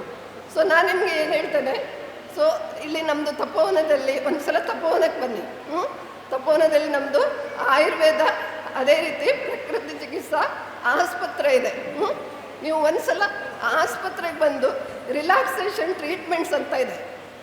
ಸೊ ಅದನ್ನು ಅಟ್ಲೀಸ್ಟು ತಿಂಗಳಿಗೊಂದು ಸಲ ಅಥವಾ 15 ದಿನಕ್ಕೊಂದು ಸಲ ಬಂದು ತಗೊಳ್ಳಿ. ಆ ಕ್ಯಾಂಪಸ್ ನಿಮಗೆ ನಿಮ್ಮದು ಅರ್ಧಕ್ಕರ್ಧ ಒತ್ತಡವನ್ನು ಕಡಿಮೆ ಮಾಡುತ್ತೆ. ಸೊ ಯಾರಾದರೂ ಬಂದಿದ್ದೀರಾ ತಪೋವನಕ್ಕೆ? ತಪೋವನ ಕ್ಯಾಂಪಸ್ಗೆ ಯಾರಾದರೂ ಬಂದಿದ್ದೀರಾ? ಇಲ್ಲಿ ನೆರೆದಿರೋರು ಯಾರಾದರೂ ಇಲ್ಲ ಅಲ್ಲ. ಸೊ ಒಂದ್ಸಲ ನೀವು ಬೇರೆ ಕಡೆ ಪಿಕ್ನಿಕ್ ಅಂತ ಹೋಗುವ ಬದಲಿಗೆ ನಮ್ಮದು ತಪೋವನ ಕ್ಯಾಂಪಸ್ಸಿಗೆ ಬನ್ನಿ. ಅದೇ ಒಂದು ಏನು ಹೇಳೋದು, ಆ ಒಂದು ವಾತಾವರಣ ಅಥವಾ ಅಲ್ಲಿನ ಟ್ರೀಟ್ಮೆಂಟು ನಿಮಗೆ ರಿಲ್ಯಾಕ್ಸೇಷನ್ ಕೊಡುತ್ತೆ ಅಂತ ಹೇಳಿ. ಸೊ ಹೊರಗಡೆ ಪಿಕ್ನಿಕ್ಕಿಗೆ ನೀವು ಹೊರಡುವ ಬದಲಿಗೆ ತಪೋವನಕ್ಕೆ ಒಂದಿನ ಬಂದು ಟ್ರೀಟ್ಮೆಂಟ್ ತಗೊಳ್ಳಿ, ಕ್ಯಾಂಪಸ್ಸಲ್ಲಿದ್ದು ಆ ಒಂದು ವಾತಾವರಣವನ್ನು ಎಂಜಾಯ್ ಮಾಡಿ ಅಂತ ಹೇಳ್ತಾ, ಮತ್ತೊಮ್ಮೆ ಮಹಿಳಾ ದಿನಾಚರಣೆಯ ಅಂತಾರಾಷ್ಟ್ರೀಯ ಮಹಿಳಾ ದಿನಾಚರಣೆ ಶುಭಾಶಯವನ್ನು ಹೇಳ್ತಾ ನನ್ನ 2 ಮಾತನ್ನು ಮುಗಿಸ್ತೇನೆ. ಧನ್ಯವಾದ. ಸುಮನಾ ಮೇಡಮ್ ಅವ್ರಿಗೆ ಧನ್ಯವಾದಗಳು. ಈಗ ಮಹಿಳೆ ಮತ್ತು ಆರೋಗ್ಯ ಅನ್ನೋ ವಿಷಯಕ್ಕೆ ಸಂಬಂಧಪಟ್ಟ ಹಾಗೆ ಡಾಕ್ಟರ್ ಸ್ವಾತಿ ಮೇಡಮ್ ಅವರು, ಇವರು ವೈದ್ಯಾಧಿಕಾರಿಗಳು, ತಪೋವನ ಯೋಗ ಮತ್ತು ಪ್ರಕೃತಿ ಚಿಕಿತ್ಸಾ ಮೆಡಿಕಲ್ ಕಾಲೇಜು ಮತ್ತು ಆಸ್ಪತ್ರೆ ದೊಡ್ಡಬಾತಿ ದಾವಣಗೆರೆ. ಅವರು ತಮ್ಮೆಲ್ಲರನ್ನು ಕುರಿತು ಆರೋಗ್ಯಕ್ಕೆ ಸಂಬಂಧಪಟ್ಟ ಹಾಗೆ ಮಾಹಿತಿಯನ್ನು ಕೊಡ್ತಾ ಇದ್ದಾರೆ. ಅವ್ರಿಗೆ ಸ್ವಾಗತಿಸೋಣ. ಎಲ್ರಿಗೂ ಮಹಿಳಾ ದಿನಾಚರಣೆಯ ಶುಭಾಶಯಗಳು. ಮೊದಲನೇದಾಗಿ ಆಲ್ರೆಡಿ ನಮ್ಮ ಮ್ಯಾಮ್ ಎಲ್ಲರೂ ಹೇಳಿದ್ದಾರೆ ಇಲ್ಲಿ ಆರೋಗ್ಯ ಮಹಿಳೆಗೆ ಯಾಕೆ ಮುಖ್ಯ ಅನ್ನೋದು. ಅದ್ರ ಮೇಲೆ ಇನ್ನೂ ಹೇಗೆ ನೀವು ಆರೋಗ್ಯಯುತವಾಗಿ ಮನೆಯಲ್ಲೇ ಇರೋವಾಗ ನಿಮ್ಮೆಲ್ಲ ಕೆಲಸಗಳನ್ನು ಮಾಡುವಾಗ ಹೇಗಿರ್ಬೋದು ಅನ್ನೋದಕ್ಕೆ ಒಂದಷ್ಟು ಟಿಪ್ಸನ್ನು ಕೊಡ್ತೇನೆ. ಅದನ್ನು ನೀವು ಕ್ಯಾರಿ ಓವರ್ ಮಾಡಿ ಮನೆಯಲ್ಲೂ ಮಾಡ್ಕೋಬಹುದು. ಸೊ ಮೊದಲನೇದಾಗಿ ಇವಾಗ ನನ್ನ ಒಂದೇ ಒಂದು ಕ್ವೆಶನ್ನು, ಇವಾಗ ನೀವು ಏನಾದರೂ ಸ್ಟಿಚ್ ಮಾಡಬೇಕು ಅಂತ ಇದ್ದರೆ ನೂಲು ಹೇಗಿರಬೇಕು ನಿಮಗೆ? ನೂಲಿನ ಉಂಡೆ ತೊಗೊಂಡು ಬರ್ತೀರಲ್ವ ನೀವು ಸ್ಟಿಚ್ ಮಾಡೋದಕ್ಕೆ, ಆ ನೂಲಿನ ಉಂಡೆ ಹೇಗಿರುತ್ತೆ? ಯೂಶ್ವಲಿ ಪ್ರತಿಯೊಂದು ಎಳೆ ಬಿಡಿಸಿ ನೀಟಾಗಿ ಸುತ್ತಿ ಕೊಟ್ಟಿರ್ತಾರೆ ನಿಮಗೆ, ಇಸ್ಂಟ್ ಇಟ್? ಸೊ ಅದೇ ನೂಲಿನ ಉಂಡೆಯನ್ನು ಎಲ್ಲ ನೂಲನ್ನು ಬಿಚ್ಚಿ ಪೂರ್ತಿ ಆ ಕಡೆ ಈ ಕಡೆ ಅದನ್ನು ಮಿಕ್ಸ್ ಮಾಡಿ ಕೊಟ್ಟರೆ ಅದು ಈಸಿ ಇರುತ್ತಾ ಸ್ಟಿಚ್ ಮಾಡೋದಕ್ಕೆ? ಇಲ್ಲ, ಇಸ್ಂಟ್ ಇಟ್? ಸೊ ಅದೇ ಥರ ಮಹಿಳೆ ಅನ್ನೋದು ಕೂಡ ಪ್ರತಿಯೊಬ್ಬರ ಜೀವನದಲ್ಲಿ ಕಾಂಪ್ಲೆಕ್ಸ್ ಅಂತ ಹೇಳ್ಬೋದು. ಕಾಂಪ್ಲೆಕ್ಸ್ ಅಂದರೆ ಏನು? ಎಲ್ಲದನ್ನು ಮಿಕ್ಸ್ ಆಗಿರೋವಂಥದ್ದು. ಈಗ ಒಂದು ಮಹಿಳೆ ಅಂತ ಕನ್ಸಿಡರ್ ಮಾಡಿದರೆ ಸಣ್ಣ ಹುಡುಗಿಯಿಂದ ಹಿಡಿದು ವೃದ್ಧೆಯ ತನಕ ಪ್ರತಿಯೊಂದು ರೋಲ್ಗಳು ಚೇಂಜ್ ಆಗ್ತಾ ಹೋಗುತ್ತೆ. ಅವಳ ಜೀವನದಲ್ಲಿ ಅವಳ ಪ್ರಾಮುಖ್ಯತೆ ಪೂರ್ತಿ ಚೇಂಜ್ ಆಗ್ತಾ ಹೋಗುತ್ತೆ. ಸಣ್ಣ ಮಗು ಇದ್ದಾಗ ಬೇರೆ ರೀತಿ, ನಮ್ಮನೆ ಮಗಳು ಅಂತ. ಅದಾದಮೇಲೆ ನೆಕ್ಸ್ಟ್ ಎಲ್ಲೋ ಮದುವೆ ಆಗಿ ಹೋದಾಗ ಹೆಂಡತಿಯಾಗಿ, ತಾಯಿಯಾಗಿ, ಅಜ್ಜಿಯಾಗಿ ಅಥವಾ ಪ್ರತಿಯೊಂದು ಬೇರೆ ಬೇರೆ ರೋಲ್ಗಳಲ್ಲಿ ಅವಳು ಕೆಲಸ ಮಾಡ್ತಾ ಹೋಗಬೇಕಾಗತ್ತೆ. ಸೊ ಈಗ ಮಹಿಳೆಗೆ ಸಣ್ಣ ಹುಡುಗಿ ಇದ್ದಿದ್ದರಿಂದ ಎಲ್ಲ ರೋಲ್ಗಳನ್ನು ಕಂಟಿನ್ಯೂ ಮಾಡೋದಕ್ಕೆ ಈಸಿಯಾಗಿರುತ್ತೆ ಅನ್ಕೋತೀರಾ? ಇಲ್ಲ. ಈ ನೂಲಿನ ಉಂಡೆಯನ್ನು ನೀವು ನೀಟಾಗಿ ಇಟ್ಟು ಕೆಲಸಗಳು ಈಸಿಯಾಗಿ ಆಗೋ ಥರನೇ ನಮ್ಮ ಮಹಿಳೆಯ ಆರೋಗ್ಯ ಅಥವಾ ಮಹಿಳೆಯ ದೃಷ್ಟಿಕೋನವನ್ನು ನೀಟಾಗಿ ಇಟ್ಕೊಂಡ್ರೆ ಮಾತ್ರ ನಾವು ಎಲ್ಲ ಕೆಲಸಗಳನ್ನು ಸರಿಯಾಗಿ ಮಾಡ್ಕೊಂಡು ಹೋಗೋದಕ್ಕಾಗುತ್ತೆ. ಅಥವಾ ನಾವು ಹೇಳಿರುವಂಥ ರೋಲ್ಗಳು, ತಾಯಿ ಆಗಿರ್ಬೋದು ಅಥವಾ ಹೆಂಡತಿ ಆಗಿರ್ಬೋದು, ಅಥವಾ ಇವಾಗ ಹೊರಗಡೆ ಕೆಲಸಕ್ಕೆ ಹೋಗ್ತೀವಿ ನಾವು, ನಮ್ಮದೇ ಎಕ್ಸಾಂಪಲ್ಸ್ ತೊಗೊಂಡ್ರೆ ಇಲ್ಲಿ ಬ್ಯಾಂಕ್ ಮ್ಯಾನೇಜರ್ ಇದ್ದಾರೆ, ಎಲ್ಲ ಹೆಣ್ಣು ಮಕ್ಕಳನ್ನು ಜೊತೆಗೂಡಿಸಿ ನಾವು ಒಳ್ಳೆ ಪ್ರೋಗ್ರಾಮ್ಸನ್ನು ಮಾಡಿ ನಮ್ಮ ಉನ್ನತಿಗೋಸ್ಕರ ವರ್ಕ್ ಮಾಡೋಣ ಅಂತ ಹೇಳೋದಕ್ಕೆ ಮ್ಯಾಮ್ ಇದ್ದಾರೆ, ಜಯಲಕ್ಷ್ಮಿ ಮ್ಯಾಮ್ ಇದ್ದಾರೆ, ನಮ್ಮ ಪ್ರಿನ್ಸಿಪಲ್ ಮ್ಯಾಮ್ ಇದ್ದಾರೆ, ಅಥವಾ ವೈದ್ಯರಾಗಿ ನಾವಿದ್ದೇವೆ. ಸೊ ಪ್ರತಿಯೊಂದು ರೋಲ್ಸನ್ನು ಚೆನ್ನಾಗಿ ಮಾಡಬೇಕು ಅಂತ ಇದ್ದರೆ ನಿಮ್ಮ ಆರೋಗ್ಯ ಮತ್ತು ದೃಷ್ಟಿಕೋನ ನಾವು ಹೇಳಿದ ಹಾಗೆ ಆ ನೂಲಿನ ಉಂಡೆ, ಪ್ರತಿಯೊಂದು ಎಳೆಯನ್ನು ಬಿಡಿಸಿರೋ ಅಂಥ ಉಂಡೆ ಥರ ಇರಬೇಕು. ಸೊ ಹಾಗಾದರೆ ಇದಿಷ್ಟು ನಾವು ಆರೋಗ್ಯವನ್ನು ಯಾಕೆ ಚೆನ್ನಾಗಿ ಇಟ್ಕೋಬೇಕು ಅನ್ನೋದಕ್ಕೆ ಇದೊಂದು ಎಕ್ಸಾಂಪಲ್ಲು. ಇದೇ ಥರ ಇನ್ನು ಆರೋಗ್ಯ ಅಂದರೆ ಏನು ಅಂತ ಅರ್ಥ ಮಾಡ್ಕೋಬೇಕು ಅಂತ ಇದ್ದರೆ, ಆರೋಗ್ಯವನ್ನು ನಾವು ಒಬ್ಬರನ್ನು ನೋಡುವಾಗ ಅವ್ರು ನೋಡೋಕ್ಕೆ ಚೆನ್ನಾಗೇ ಇದ್ದಾರೆ, ಆದರೂ ಅವರಿಗೇನೋ ಹುಷಾರಿಲ್ಲ ಅಂತ ಹೇಳ್ತಾರೆ, ಇಸ್ಂಟ್ ಇಟ್? ಸೊ ಬರೀ ನೋಡೋಕ್ಕೆ ಚೆನ್ನಾಗಿರೋದು ಮಾತ್ರ ಅಲ್ಲ ಆರೋಗ್ಯದಲ್ಲಿ ನಾವು ಬೇರೆ ಬೇರೆ ಲೆವೆಲ್ಸನ್ನು ಹೇಳ್ತೀವಿ. ನೋಡೋಕ್ಕೆ ಚೆನ್ನಾಗಿರೋದೇನು ದೈಹಿಕವಾದಂಥ ವಿಭಾಗ ಆಯಿತು. ಇನ್ನು ಅದೇ ಮಾನಸಿಕವಾಗಿಯೂ ಒಂದು ವ್ಯಕ್ತಿ ಸರಿ ಇದ್ದರೆ ತಾನೇ ಅವ್ರು ಕೆಲಸ ಮಾಡೋದಕ್ಕೆ ಸಾಧ್ಯ ಆಗುವಂಥದ್ದು. ಸೊ ಮಾನಸಿಕವಾಗಿಯೂ ಚೆನ್ನಾಗಿರಬೇಕು. ಇದೆರಡೇ ಇದ್ದರೆ ಚೆನ್ನಾಗಿ ಇರೋದಕ್ಕೆ ಮಾತ್ರ ಸಾಧ್ಯನಾ? ಇಲ್ಲ. ನೀವು ಸಾಮಾಜಿಕವಾಗಿ ಎಲ್ಲರ ಜೊತೆ ಹೇಗೆ ಮಿಂಗಲ್ ಆಗ್ತೀರಾ, ಎಲ್ಲರ ಜೊತೆ ಹೇಗೆ ನಡ್ಕೋತೀರಾ, ಅದೂ ಮುಖ್ಯ ಆರೋಗ್ಯಕ್ಕೆ. ಇನ್ನು ಇದಿಷ್ಟೇ ಸಾಲೋದಿಲ್ಲ ನಮಗೆ. ದೇವರು, ಭಕ್ತಿ ಅಥವಾ ಆಧ್ಯಾತ್ಮ, ನನ್ನ ಕಡೆಗೆ ನಾನು ಸ್ವಲ್ಪ ಹೊತ್ತು ಟೈಮ್ ಕೊಡ್ತೀನಿ, ನನಗೋಸ್ಕರ ನಾನು ಸ್ವಲ್ಪ ರಿಲ್ಯಾಕ್ಸ್ ಮಾಡ್ತೇನೆ ಅನ್ನೋ ಲೆವೆಲ್ ಕೂಡ ಬೇಕು. ಅದನ್ನು ನಾವು ಆಧ್ಯಾತ್ಮಿಕ ಅಂತ ಕರಿತೀವಿ. ಸೊ ಇವಿಷ್ಟೇ ಸಾಲೋದಿಲ್ಲ, ಇದ್ರ ಜೊತೆಗೆ ನೈತಿಕತೆ ಕೂಡ ಮುಖ್ಯ. ನನ್ನ ಮನಸ್ಸಿಗೆ ಬಂದಿದೆ ಮಾಡ್ತೀನಿ ಅಂತ ಹೇಳೋದಕ್ಕಾಗೋದಿಲ್ಲ. ಎಲ್ಲರನ್ನ ನೋಡಿಕೊಂಡು ನೈತಿಕ ಮೌಲ್ಯಗಳು ಬೇಕು. ಒಂದು ವ್ಯಕ್ತಿ, ಈಗ ಒಂದು ಮಹಿಳೆ ತಾಯಿಯಾಗಿ ಕೆಲಸ ಮಾಡಬೇಕು ಅಂದರೆ ನೈತಿಕ ಮೌಲ್ಯಗಳು ತುಂಬ ಮುಖ್ಯ. ನೀವು ನಿಮ್ಮ ಮಕ್ಕಳಿಗೆ ಹೇಳ್ಕೊಡ್ಬೇಕಾಗತ್ತೆ, ಅಥವಾ ನಿಮ್ಮ ಕುಟುಂಬವನ್ನು ಚೆನ್ನಾಗಿ ಇಟ್ಕೊಳ್ಳೋದಕ್ಕೋಸ್ಕರ ಒಂದಷ್ಟು ಮೌಲ್ಯಗಳು ಅಥವಾ ರೂಲ್ಸ್ ಆ್ಯಂಡ್ ರೆಗ್ಯುಲೇಷನ್ಸ್ ಅಂತ ಏನು ಹೇಳ್ತೀವಿ, ಅದು ಬೇಕೇ ಬೇಕು, ಇಸಂಟ್ ಇಟ್? ಸೊ ನಿಮ್ಮ ಮಕ್ಕಳಿಗೆ ಹೇಳ್ತೀರ ಟೈಮ್ ಚೆನ್ನಾಗಿ ಊಟ ಮಾಡಬೇಕು ಅಂತ. ಅದೇ ನಾವು ಮಾಡ್ತೀವಾ ಅನ್ನೋ ಕ್ವೆಶನನ್ನು ನಾವು ನೋಡ್ಕೋಬೇಕು. ನಾವು ಯಾವಾಗ ಅದನ್ನು ಫಾಲೋ ಮಾಡ್ತೀವೋ ನಮ್ಮನ್ನು ನೋಡಿ ನಮ್ಮ ಮಕ್ಕಳು ಇರ್ಬೋದು, ನಮ್ಮ ಕುಟುಂಬ ಫಾಲೋ ಮಾಡೋದಕ್ಕೆ ಸ್ಟಾರ್ಟ್ ಮಾಡುತ್ತೆ. ಹಾಗಾಗಿ ನಾವಿವಾಗ ಆರೋಗ್ಯದ ಪ್ರತಿಯೊಂದು ದೃಷ್ಟಿಕೋನಗಳು ಅಥವಾ ವಿಭಾಗಗಳನ್ನು ನಾನೇನು ಹೇಳಿದ್ನೋ ಅದೊಂದೊಂದನ್ನೇ ಅರ್ಥ ಮಾಡ್ಕೊಳ್ತಾ ಹೋಗೋಣ. ಮೊದಲನೇದಾಗಿ ನಾವು ದೈಹಿಕವಾದ ಆರೋಗ್ಯ ಅಂತ ಹೇಳಿದ್ವಿ. ದೈಹಿಕವಾದ ಆರೋಗ್ಯ ಸಾಮಾನ್ಯವಾಗಿ ಎಲ್ಲರಿಗೂ ಅರ್ಥ ಆಗುವಂಥದ್ದು, ಅಥವಾ ನಿಮ್ಮನ್ನು ನೋಡಿದಾಗ ಗೊತ್ತಾಗುತ್ತೆ. ನಿಮ್ಮ ಮುಖ ಬಾಡಿ ಹೋಗಿರುತ್ತೆ, ಅಥವಾ ನಿಮ್ಮಲ್ಲಿ ಏನೋ ಚೇಂಜಸ್ ಗೊತ್ತಾಗತ್ತೆ. ನಮಗೆ ಜ್ವರ ಬಂದಿರೋವಾಗ ಗೊತ್ತಾಗತ್ತೆ, ಅಥವಾ ಕೆಮ್ತಾ ಇದ್ದರೆ ನೀವು ಗೊತ್ತಾಗತ್ತೆ. ಸೊ ದೈಹಿಕವಾದ ಆರೋಗ್ಯವನ್ನು ಐಡೆಂಟಿಫೈ ಮಾಡೋದು ಈಸಿ. ಯಾವಾಗಲೂ ನೀವು ಈಸಿಯಾಗಿ ಅದನ್ನು ಗೊತ್ತುಪಡಿಸ್ಬೋದು. ಓಕೆ, ಈ ವ್ಯಕ್ತಿಗೆ ಹುಷಾರಿಲ್ಲ ಅನ್ನೋದನ್ನು. ಅದರಿಂದಾಗಿ ತನ್ನಿಂತಾನೇ ನೀವು ಹಾಸ್ಪಿಟಲಿಗೆ ಹೋಗ್ತೀರಾ, ಏನಾದರೂ ನೋಡ್ತೀರಾ. ಅದರಲ್ಲೂ ಕಾಮನ್ ಆಗಿ ಇವಾಗ ಮಹಿಳೆಯರಿಗೆ ಯಾವ್ಯಾವ ರೀತಿಯ ರೋಗಗಳು ಬರ್ತವೆ ದೈಹಿಕವಾಗಿ ಅಂತ ಮಾತಾಡೋದಿದ್ರೆ, ಸಣ್ಣ ಮಗು ಇದ್ದಾಗ ಅದರಲ್ಲೇನು ಡಿಫ್ರೆನ್ಸಿಯೇಷನ್ ಮಾಡೋದಿಲ್ಲ ನಾವು ಹಾಸ್ಪಿಟಲಲ್ಲಿ. ಮಕ್ಕಳು ಅಂದರೆ ಅದು ಗಂಡು ಮಗುನಾದರೂ ಸರಿ, ಹೆಣ್ಣು ಮಗುನಾದರೂ ಸರಿ, ಆ ದೈಹಿಕ ಆರೋಗ್ಯದಲ್ಲಿ ಏನು ವ್ಯತ್ಯಯ ಆಗುತ್ತೋ ಅದಕ್ಕೆ ಸಾಮಾನ್ಯವಾಗಿ ಒಂದೇ ರೀತಿಯ ಔಷಧಿಗಳಿರ್ತವೆ. ಸೊ ಇವಾಗ ಇನ್ನು ಆ ಹೆಣ್ಮಗು ದೊಡ್ಡವಳಾಗಿ ಬೆಳೆದ ಮೇಲೆ, ಮೊದಲನೇ ಪೀರಿಯಡ್ಸ್ ಆದಾಗ, ಆವಾಗಿಂದ ಬೇರೆ ನಮನೆಯಂಥ ದೈಹಿಕವಾದ ಸಮಸ್ಯೆಗಳು ಉಂಟಾಗ್ತವೆ. ಮೇ ಬಿ ಈಗ ತುಂಬ ಜನ ಹೆಣ್ಣುಮಕ್ಳಿಗೆ ಗೊತ್ತಿರುತ್ತೆ. ಒಂದು 5ನೇ ಕ್ಲಾಸ್ ಆಗೋವಾಗಲೇ ನಿಮ್ಮ ಸ್ಕೂಲ್ಸ್ಗಳಲ್ಲಿ PT ಟೀಚರ್ಸು ಅಥವಾ ಅಲ್ಲಿರುವಂಥ ಲೇಡಿ ಟೀಚರ್ಸು ಹೇಳ್ಕೊಟ್ಟಿರ್ತಾರೆ ಹೆಣ್ಣುಮಕ್ಳಿಗೆ. ನೀವು 5-6ನೇ ಕ್ಲಾಸಲ್ಲಿ ಆಗುವಾಗ ಪೀರಿಯಡ್ಸ್ ಅಂದರೆ ಏನು, ಹೇಗಾಗತ್ತೆ, ಏನಾಗತ್ತೆ ಅನ್ನೋದು. ಹಾಗಾಗಿ ಇವಾಗ ಅಷ್ಟೊಂದೇನು ಕಷ್ಟ ಅಂತ ಅನಿಸ್ತಾ ಇರೋದಿಲ್ಲ. ಆದ್ರೂ ಕೆಲವು ಹೆಣ್ಣು ಮಕ್ಕಳಿಗೆ ಅದು ತಿಳಿಯದಿದ್ದರೆ ತಾಯಿಯರಾಗಿ ಅಥವಾ ನಿಮ್ಮ ಅಕ್ಕಪಕ್ಕದ ಮನೆಯಲ್ಲಿರೋ ಹೆಣ್ಣು ಮಕ್ಕಳಾಗಲಿ ಅವರಿಗೆ ನೀವು ಹೇಳ್ಕೊಡ್ಬೇಕು ಅದನ್ನು. ಪೀರಿಯಡ್ಸ್ ಅಂದರೆ ಏನು, ಮುಟ್ಟು ಅಂದರೆ ಏನು, ಯಾಕೆ ಆಗತ್ತೆ, ನೀವು ಹೆದರ್ಕೋಬಾರ್ದು, ಅಥವಾ ಅದು ಸಾಮಾನ್ಯವಾಗಿ ಯಾವ ಥರ ಇರುವಂಥದ್ದು, ಅಥವಾ ಇದರಲ್ಲಿ ವ್ಯತ್ಯಯ ಆದರೆ ನಮಗೆ ತಿಳಿಸಿ, ಅದನ್ನು ನಾವು ಡಾಕ್ಟರ್ ಹತ್ರ ಕರ್ಕೊಂಡು ಹೋಗ್ತೀವಿ ಅನ್ನೋ ಆ ಎಜುಕೇಷನನ್ನು ಮೊದಲು ಕೊಡಬೇಕು.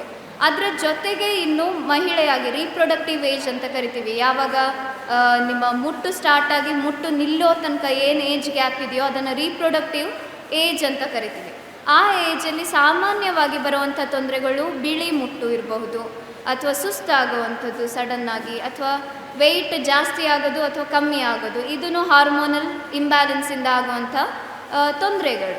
ಇವೆಲ್ಲವೂ ಆಗುವಾಗ ನೀವು ದಯವಿಟ್ಟು ಡಾಕ್ಟರ್ಸ್ ಹತ್ರ ಹೋಗಿ ಅದನ್ನು ನೆಗ್ಲೆಕ್ಟ್ ಮಾಡಬೇಡಿ. ಓಕೆ, ನಾನು ಜಾಸ್ತಿ ಕೆಲಸ ಮಾಡಿದೆ ಅದಕ್ಕೋಸ್ಕರ ನನಗೆ ಜಾಸ್ತಿ ಸುಸ್ತಾಗ್ತಿರ್ಬೋದು, ಅಥವಾ ಇಷ್ಟು ಬೇಗ ನನಗೆ ಯಾಕೆ ಮಂಡಿ ನೋವು ಬಂತು, ಇದನ್ನೆಲ್ಲ ನೋಡಿಬಿಟ್ಟು ಮನೆಯಲ್ಲೇ, ಹೌದು ನೀವು ಸಣ್ಣ ಪುಟ್ಟ ಚಿಕಿತ್ಸೆಗಳನ್ನು ಮಾಡ್ಕೋತೀರಾ, ಇಲ್ಲ ಹೇಳೋದಿಲ್ಲ, ಮಾಡ್ಕೊಳ್ಳಿ. ಆದ್ರೂ ಕಮ್ಮಿ ಆಗಿಲ್ಲ ಆದರೆ ದಯವಿಟ್ಟು ವೈದ್ಯರನ್ನು ನೋಡಿ ನೆಗ್ಲೆಕ್ಟ್ ಮಾಡಬೇಡಿ. ದೈಹಿಕವಾದ ಆರೋಗ್ಯದಲ್ಲಿ ರೀಪ್ರೊಡಕ್ಟಿವ್ ಏಜ್ ಅಂತ ನೋಡಿದಾಗ ಇವಿಷ್ಟು ಸಾಮಾನ್ಯವಾಗಿ ಬರುವಂಥ ತೊಂದರೆಗಳು. ಇನ್ನು ಮುಟ್ಟು ನಿಂತ ತಕ್ಷಣ ಅಥವಾ ಮುಟ್ಟು ನಿಲ್ಲೋ ಟೈಮಲ್ಲಿ ಈಗ ಕ್ಯಾನ್ಸರ್ ಅನ್ನೋದನ್ನು ನೀವು ಕೇಳಿರಬಹುದು. ಸಾಮಾನ್ಯವಾಗಿ ಲಂಗ್ ಕ್ಯಾನ್ಸರ್ ಮತ್ತು ಕೊಲಾನ್ ಅಥವಾ ಕರುಳಿಗೆ ಸಂಬಂಧಪಟ್ಟಂಥ ಕ್ಯಾನ್ಸರ್ಗಳು ನಂಬರ್ 2 ಸ್ಥಾನಗಳಲ್ಲಿ ನಿಂತಿವೆ. ಒಂದನೇದು ಲಂಗ್ ಕ್ಯಾನ್ಸರ್ಸು ಅಂದರೆ ಶ್ವಾಸಕೋಶದ ಕ್ಯಾನ್ಸರ್, ಎರಡನೇದು ಕರುಳಿಗೆ ಸಂಬಂಧಿಸಿದಂಥ ಕ್ಯಾನ್ಸರ್ಗಳು. ಇನ್ನು ಮೂರನೇದಾಗಿ ನೋಡೋದಿದ್ರೆ ಇದು ಹೆಣ್ಣುಮಕ್ಕಳಿಗೆ ಎಫೆಕ್ಟ್ ಆಗುವಂಥದ್ದು ಸ್ತನದ ಕ್ಯಾನ್ಸರ್ ಮತ್ತು ಗರ್ಭಕೋಶದ ಕ್ಯಾನ್ಸರ್. ಸೊ ಮುಟ್ಟು ನಿಲ್ಲೋದು ಹತ್ತಿರ ಬಂದಾಗ ಅಥವಾ ನಿಂತ ಮೇಲೆ ಒಂದು ಮುಟ್ಟು ನಿಂತು 5 ವರ್ಷ ಅಥವಾ ಮುಂಚೆ ಒಂದು 5 ವರ್ಷ ಏನಾದರೂ ನಿಮ್ಮ ಮುಟ್ಟಿನಲ್ಲಿ ಹೆಚ್ಚು ಕಮ್ಮಿ ಇದ್ದರೆ, ಅಥವಾ ಸಡನ್ನಾಗಿ ನಿಮ್ಮ ವೆಯ್ಟ್ ಜಾಸ್ತಿ ಆದರೆ, ಅಥವಾ ಮುಟ್ಟು ಸಡನ್ನಾಗಿ ನಿಂತು ಹೋಯಿತು, ಆಮೇಲೆ ಒಂದು 6 ತಿಂಗಳಲ್ಲಿ ಮತ್ತೆ ಸ್ಟಾರ್ಟ್ ಆಯಿತು, ಇದು ಬ್ಲೀಡಿಂಗ್ ಮುಟ್ಟಿನ ಟೈಮಲ್ಲಿ ನಿಂತೇ ಹೋಗ್ತಿಲ್ಲ ತುಂಬ ದಿನ ಆದ್ರೂ, ಇಂಥ ಸಮಸ್ಯೆಗಳಿದ್ದಾಗ ದಯವಿಟ್ಟು ಡಾಕ್ಟರ್ಸನ್ನು ನೋಡಿ. ಇದು ಒಂದು ಸಿಂಪ್ಟಮ್ ಇರ್ಬೋದು, ಕ್ಯಾನ್ಸರಿನ ಸಿಂಪ್ಟಮ್ ಇರಲೂಬಹುದು ಅನ್ನೋ ರೀತಿಯಿಂದಾಗಿ ಇವಾಗಿನ ಇತ್ತೀಚಿನ ಅಂಕಿಅಂಶಗಳನ್ನು ನೋಡಿದರೆ ಜಾಸ್ತಿ ಸ್ತನದ ಕ್ಯಾನ್ಸರ್ ಮತ್ತು ಗರ್ಭಕೋಶದ ಕ್ಯಾನ್ಸರ್ ಕಾಣ್ತಾ ಇದೆ. ಹಾಗಾಗಿ ಒಂದು ಸಲ ಚೆಕ್ ಮಾಡಿಸೋದು ಒಳ್ಳೆಯದು. ಇನ್ನೊಂದು ವಿಷಯ ಏನಂದರೆ 45 ವರ್ಷದ ಮೇಲ್ಪಟ್ಟ ಎಲ್ಲ ಮಹಿಳೆಯರು ಕಂಪಲ್ಸರಿಯಾಗಿ ವರ್ಷಕ್ಕೆ 1 ಬಾರಿ ಆದರೂ ನಿಮ್ಮ ಸ್ತನದ ಕ್ಯಾನ್ಸರಿಗೋಸ್ಕರ ಮತ್ತು ಗರ್ಭಕೋಶದ ಕ್ಯಾನ್ಸರಿಗೋಸ್ಕರ ಟೆಸ್ಟ್ ಮಾಡಿಸ್ಕೊಳ್ಳಿ. ಸಣ್ಣ ಟೆಸ್ಟ್ ಇರುತ್ತೆ, ನಿಮಗೇನು ತೊಂದರೆ ಆಗುವಂಥದ್ದು ಅಥವಾ ನೋವಾಗುವಂಥ ಏನೂ ವಿಷಯಗಳಿರೋದಿಲ್ಲ. ಅದರಲ್ಲಿ ದಯವಿಟ್ಟು ಲೇಡಿ ಡಾಕ್ಟರ್ಸ್ ಹತ್ರ ಹೋಗಿ ಒಂದು ಸಲ ಚೆಕ್ ಮಾಡಿಸ್ಕೊಂಡು ಬನ್ನಿ. ಅರ್ಲಿ ಸ್ಟೇಜಲ್ಲಿದ್ದರೆ ಕ್ಯೂರ್ ಇದೆ ಕ್ಯಾನ್ಸರಿಗೆ. ನೀವು ಲೇಟರ್ ಸ್ಟೇಜಲ್ಲಿ ಲೇಟಾಗಿ ಹೋಗಿಬಿಟ್ರೆ ಏನು ಮಾಡೋದಕ್ಕಾಗೋದಿಲ್ಲ. ಸೊ ಹಾಗಾಗಿ ಅರ್ಲಿ ಸ್ಟೇಜಸ್ಸಲ್ಲಿ ಆದಷ್ಟು ಬೇಗ ಅದು ಗೊತ್ತಾಗೋ ಥರ ನೋಡಿಕೊಳ್ಳಿ. ಬರೀ ಕ್ಯಾನ್ಸರ್ಗಳು ಅಂತ ಮಾತ್ರ ಅಲ್ಲ, ವಿವಿಧ ರೀತಿಯಲ್ಲಿ ನಿಮಗೆ ಬೇಕಾದಷ್ಟು ದೈಹಿಕವಾದ ಸಮಸ್ಯೆಗಳು ಬರಬಹುದು. ಪದೇ ಪದೇ ಜ್ವರ ಬರುವಂಥದ್ದು, ಪದೇ ಪದೇ ತಲೆನೋವು ಬರುವಂಥದ್ದು, ಅಥವಾ ಮಂಡಿ ನೋವುಗಳು, ಸಣ್ಣ ಪುಟ್ಟ ನೋವುಗಳು ಇರ್ತವೆ. ಅದಕ್ಕೂ ಪ್ರತಿಯೊಂದಕ್ಕೂ ಇವಾಗ ನಮ್ಮಲ್ಲಿ ಔಷಧಗಳಿದ್ದಾವೆ. ಅದನ್ನು ನೀವು ಬಂದು ಡಾಕ್ಟರ್ ಹತ್ರ ಕನ್ಸಲ್ಟ್ ಮಾಡೋದು ಒಂದೇ ಬಾಕಿ ಇರೋವಂಥದ್ದು. ಅಥವಾ ನೀವು ಒಂದು ಸಲ ಬಂದು ಹೋದ್ಮೇಲೆ ಮನೆಯಲ್ಲಿ ಏನು ಮಾಡ್ಕೋಬಹುದು ಅಂತಲೂ ಡಾಕ್ಟರ್ಸ್ ಹೇಳ್ಕೊಡ್ತಾರೆ. ಇವಾಗ ನಿಮ್ಮ ಆಹಾರದಲ್ಲಿ ಏನು ಚೇಂಜಸ್ ಆಗಬೇಕು, ಅಥವಾ ನೀವು ರೆಸ್ಟ್ ಯಾವ ರೀತಿ ಮಾಡಬೇಕು, ಪ್ರತಿಯೊಂದನ್ನು ಕೂಡ ಹೇಳ್ಕೊಡ್ತಾರೆ ಇವಾಗ. ಸೊ ಹಾಗಾಗಿ ದೈಹಿಕವಾಗಿ ಏನೇ ಸಮಸ್ಯೆಗಳಿದ್ರೂ ಕೂಡ ವೈದ್ಯರ ಹತ್ರ ಬರೋದು ಉತ್ತಮ. ಇದು ದೈಹಿಕವಾದ ಸಮಸ್ಯೆಗಳು. ಇನ್ನು ಟಿಪ್ಸನ್ನು ಕೊಡೋದು, ಮನೆಯಲ್ಲಿ ಏನೇನು ಮಾಡ್ಕೋಬೋದು ಅನ್ನೋದನ್ನು ನಾನು ಲಾಸ್ಟಿಗೆ ಹೇಳ್ತೇನೆ. ನೆಕ್ಸ್ಟ್ ನಾವು ಇನ್ನೊಂದು ಲೆವೆಲ್ ನೋಡೋಕ್ಕೆ ಹೋದರೆ ಮಾನಸಿಕವಾದ ಆರೋಗ್ಯ. ಮಾನಸಿಕ ಆರೋಗ್ಯ ಸಾಮಾನ್ಯವಾಗಿ ಎಲ್ಲರೂ ನೆಗ್ಲೆಕ್ಟ್ ಮಾಡುವಂಥದ್ದು, ಯಾರೂ ಅದನ್ನು ನೋಡೋದಕ್ಕೆ ಹೋಗೋದಿಲ್ಲ. ಏನಾದರೂ ತೊಂದರೆ ಇದೆ ಅಥವಾ ಒಂದು ಹೆಣ್ಣು ಮಗಳು ಮನೆಯಲ್ಲಿ ಯಾವಾಗಲೂ ಅಳ್ತಾನೆ ಇರ್ತಾಳೆ ಹೇಳಿದರೆ ಎಲ್ಲರೂ ಏನು ಹೇಳ್ತಾರೆ, ಹೆಣ್ಮಕ್ಳು ಯಾವಾಗಲೂ ಅಳೋದೆ, ಅವ್ರದ್ದೇನು ತೊಂದರೆ ಇಲ್ಲ ಅಂತ ಹೇಳ್ತಾರೆ. ಆದರೆ ಯಾಕೆ ಅಳ್ತಾಳೆ, ಯಾತಕ್ಕಾಗಿ ಅಳ್ತಾಳೆ, ಎಷ್ಟು ಹೊತ್ತು ಅಳ್ತಾ ಇದ್ದಾಳೆ, ಪ್ರತಿಯೊಂದು ಕೂಡ ಮಾನಸಿಕ ಆರೋಗ್ಯವನ್ನು ತಿಳಿಸ್ತದೆ ನಿಮಗೆ. ಒಂದು ಬರೀ ಹೆಣ್ಣು ಅಂತಲ್ಲ, ಯಾರೇ ವ್ಯಕ್ತಿ ಆಗಿದ್ರೂ ತುಂಬ ಬೇಜಾರಲ್ಲಿರ್ತಾರೆ, ಅಥವಾ ತುಂಬ ಸಿಟ್ಟು ಬರುತ್ತೆ, ಅಥವಾ ತುಂಬ ಇರಿಟೇಟ್ ಆಗ್ತಾರೆ ಪ್ರತಿಯೊಂದು ಸಣ್ಣ ವಿಷಯಕ್ಕೂ, ಅಥವಾ ತುಂಬ ಅಳ್ತಾ ಇದ್ದಾರೆ, ನಮ್ಮ ಜೊತೆ ಓಪನ್ ಅಪ್ ಆಗ್ತಿಲ್ಲ, ಅಥವಾ ಹಿಂದಿನ ಟೈಮಲ್ಲಿ ಅವರು ನಮ್ಮ ಜೊತೆ ಎಲ್ಲರ ಜೊತೆ ಮಾತಾಡ್ತಾ ಇದ್ರು, ಇವಾಗ ಸಡನ್ನಾಗಿ ಅವ್ರ ಪಾಡಿಗೆ ಇರ್ಲಿಕ್ಕೆ ಶುರು ಮಾಡಿದ್ದಾರೆ ಅಂತ ಆದಾಗ ಇವೆಲ್ಲವೂ ಸಣ್ಣ ಪುಟ್ಟ ಸಿಂಪ್ಟಮ್ಸ್, ಮಾನಸಿಕ ಸಮಸ್ಯೆ ಇರುವಂಥ ಸಿಂಪ್ಟಮ್ಸ್.